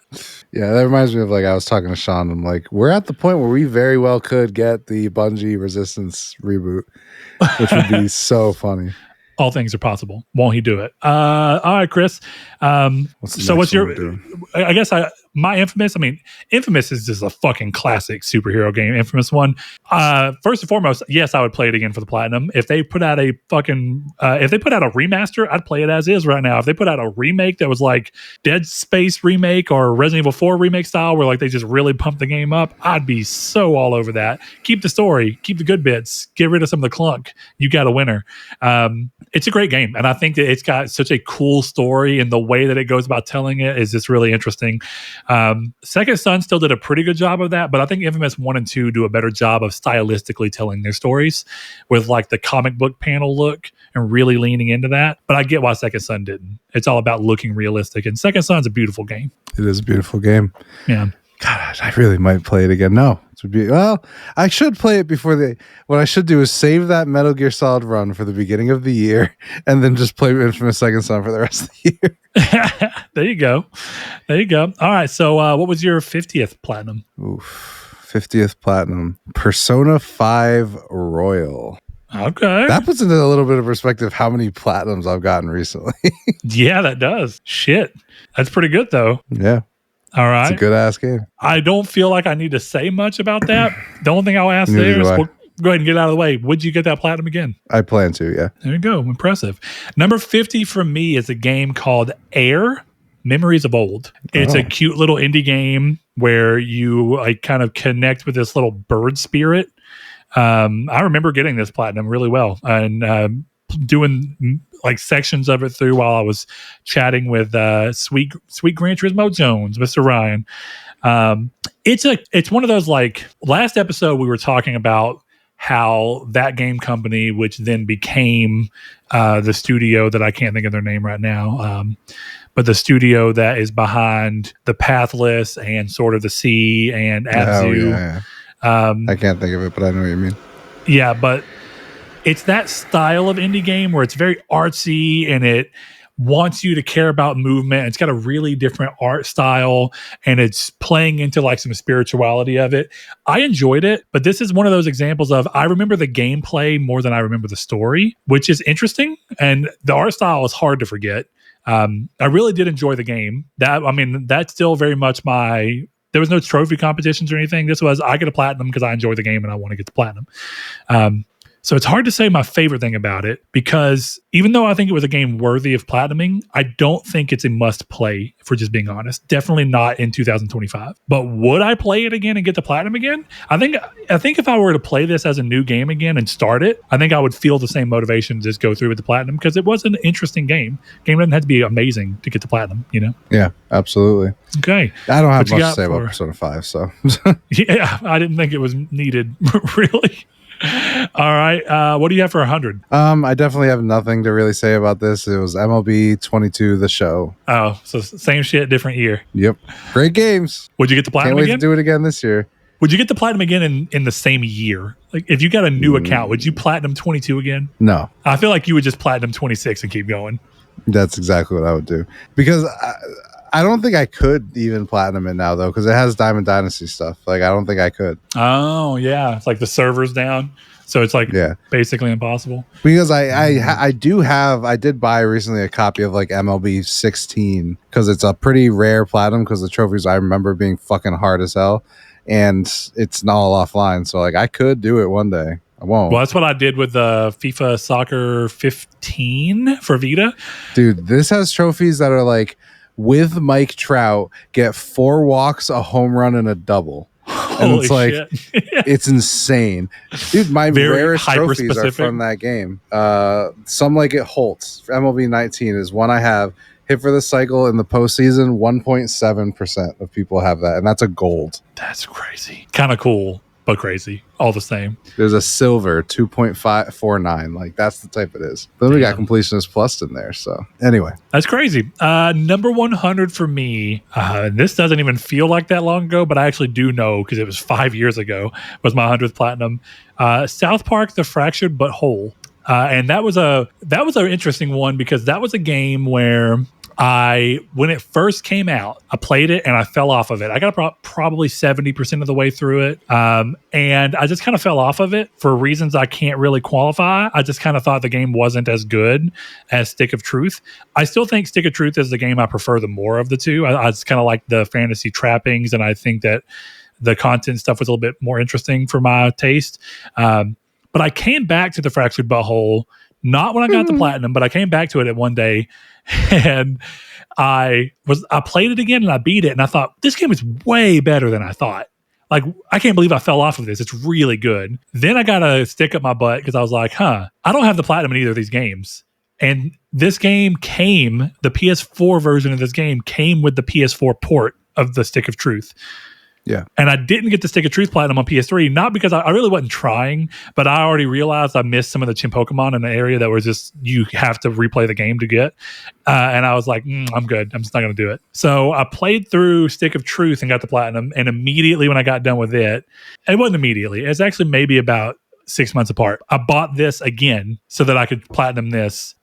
Great game. Very fun. I actually lament the fact that we've not gotten another South Park RPG, when I think that there's plenty of room for them to do so. I think what they should do is go back, because I get not wanting to do the same fantasy trope again, or wanting to do the superhero trope again, but I think it's a little bit more of a deep cut. But you could totally go back to the what is it, Friends with Weapons or whatever, which is like the one where they all turned into like Japanese characters, and like Kyle kind of looks like a Street Fighter character, and like Butters gets the shuriken in his eye. I think you could make a ninja style RPG with that, and it'd be so fun. Why not? So yeah, I would totally get that platinum again. I would be very happy to have these games come around in a way where I could get the platinum again. Chris, what do you got for 150? Ooh, 150. Let me just make 100% sure here which version this was. It looks like Cyberpunk 2077. Okay. I'm not sure which version, if that's the PS4, the PS5 copy. Yeah. No auto pop there, motherfuckers. Did that shit twice. Yeah, that was my 150. I feel like you'd play that game again. Yeah, I would. Yeah, great game. I'll platinum it when it comes to PS6. There you go. The HD upgrade.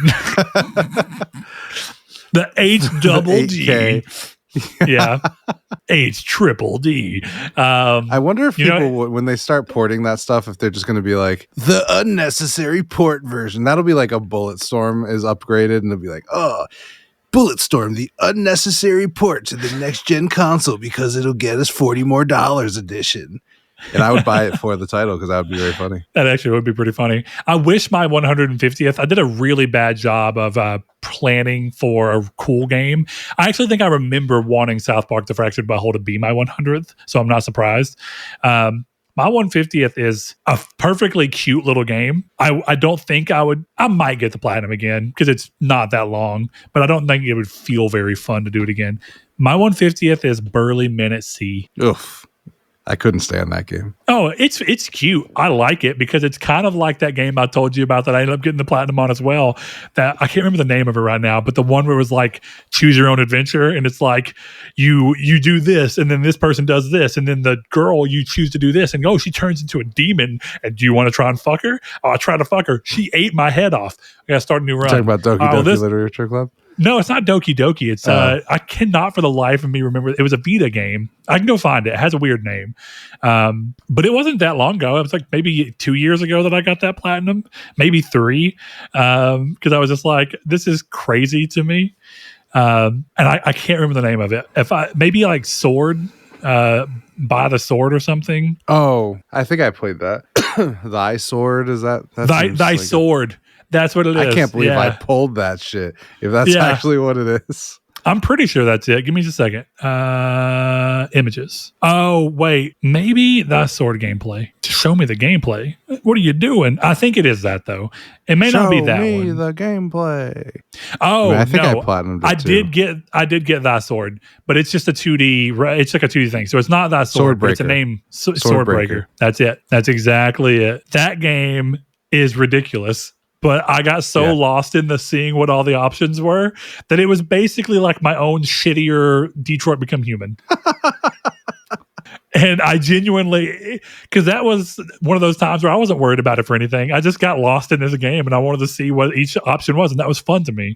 I'm kind of sad. My 175th is way cooler. It's Tribes of Midgard. And I have gotten that platinum twice. It's very fun. You want to go through all the milestones? We don't have to talk about them, but I'm curious to hear yours. Yeah, we can quickly let's go through. With what's your 10th? So 10th for me was Need for Speed 2015. Nice. I fucking love that game.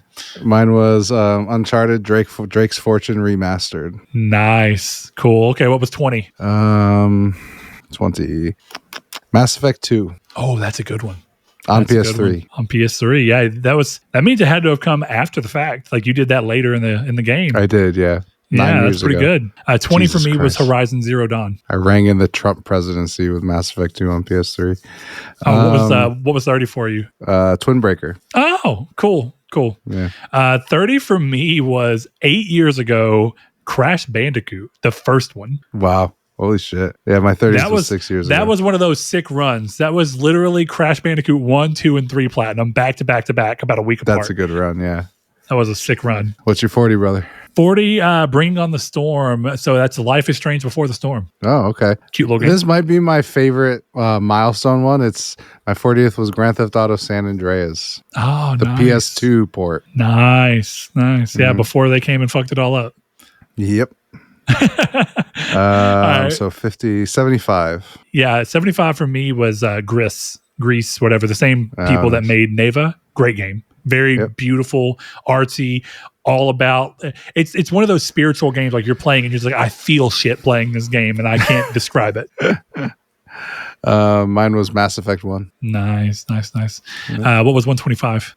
Spider-Man 2. Nice. Stray for me. So you can see I've moved up because I'm at 247, 248, something like that. I've platinumed a lot in the last 3 years. Yeah. All right, we got 150. I said, what was your 175? Well, fuck you. I only have 168. No.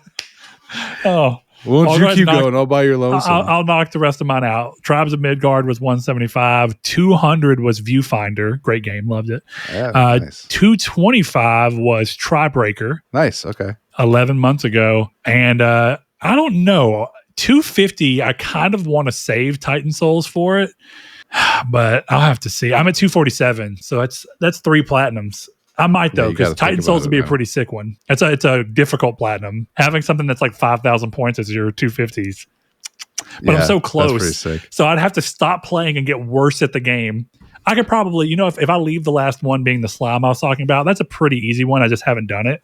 If I could go back to that game and do that without fucking up too bad. Exactly. So save your 300 VR missions so you're ready to go.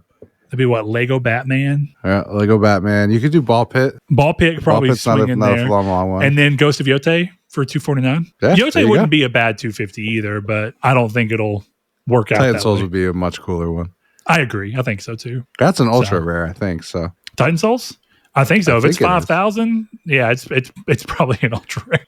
We're talking, look it up for me? Jesus. Yeah. We're talking about on PSN profiles, not on PSN. Everything I have is ultra rare. Everything you have is ultra rare. 2.09. If you just look at the PSN numbers, it's like, well, other than the obvious easy ones, like even like Uncharted 4 is like a 0.01%. So how do you look at the PSN numbers? If you're on PSN, you scroll over and it'll show you. So on PSN profiles? Yeah. On PSN profiles, you're at 2.09 for the website and then 2.5 on PSN. Oh, just like generally speaking? Yep. Interesting. I see there's a stats page, but I wasn't quite there. Maybe it's because I'm not logged in. That actually is probably the biggest reason. Yes, that'll do it. I just went to my player card. But all right, Chris. That wraps up another episode, man. Appreciate you, Jehudi. Hope that was fun for you. Do you have that many platinums? And if so, let me see that list. Tell me what it is. Also, I love how for all of these, it was like if they remaster or remake it. I know there's way too many remasters and remakes going on, but there's certain games where I'm like, I don't give a shit. You can, there will be a game. I think everyone has a game, even people who are very against remasters and remakes, who they go, but if that one hits, you got it. We're good. The Axeman put out a video where he was talking about remasters and remakes being too prevalent. And at the end of the video, he was like, fuck everything I said. There's a fucking KOTOR remake. You can have all my money. And then, of course, the little flip of indefinite delayed. It's like, fuck. Chris. I'm hoping to plan it out so that my 200th is Fallout 3 remastered when it comes out October 17th next year. All right. Well, Chris, I think it's time to wrap the show up and thank our audience, specifically our patrons. So thank everybody. Thank you if you've stuck around this far. If you like what you have, if you're watching on YouTube, like the video, leave a comment for anything, what your thoughts are on the Xbox stuff. If you had anything in particular that you liked, or if you have a bone to pick with us about what we thought about games as a service. Who knows? There's something to be out there. But if you want to join the people who support the show with their money, which helps us do this show every 2 weeks without having to dig into our own pockets, which is a huge benefit to us. So thank you to everyone who does so. You can do exactly like our newest patron did and go over to patreon.com/Nartech, just like GrimeKid1989 did. So we have a new guy here. Appreciate you, GrimeKid. And as a shout out, at the end of every episode, we give a little shout out of all the patrons we have as a way to thank them for allowing us to do the show this way. Without further ado, we would like to thank Crime Kid 1989, FR Damian Quigley, Ryan Goldner, Low Rate Nate, Spencer, Brandon Edwards, Alex, Barry Rogers, Stingray X, Matt Tubbs, Bailey Robertson, Mark Schutz, Rude Days 93, Kevin Bacon Bits, Danny Villalobos, Jehudi MD, No Fate, Josh Ayers, Derek Porter, and Sean Sanderud. Thanks to each and every one of you. We'll see you next time. Bye.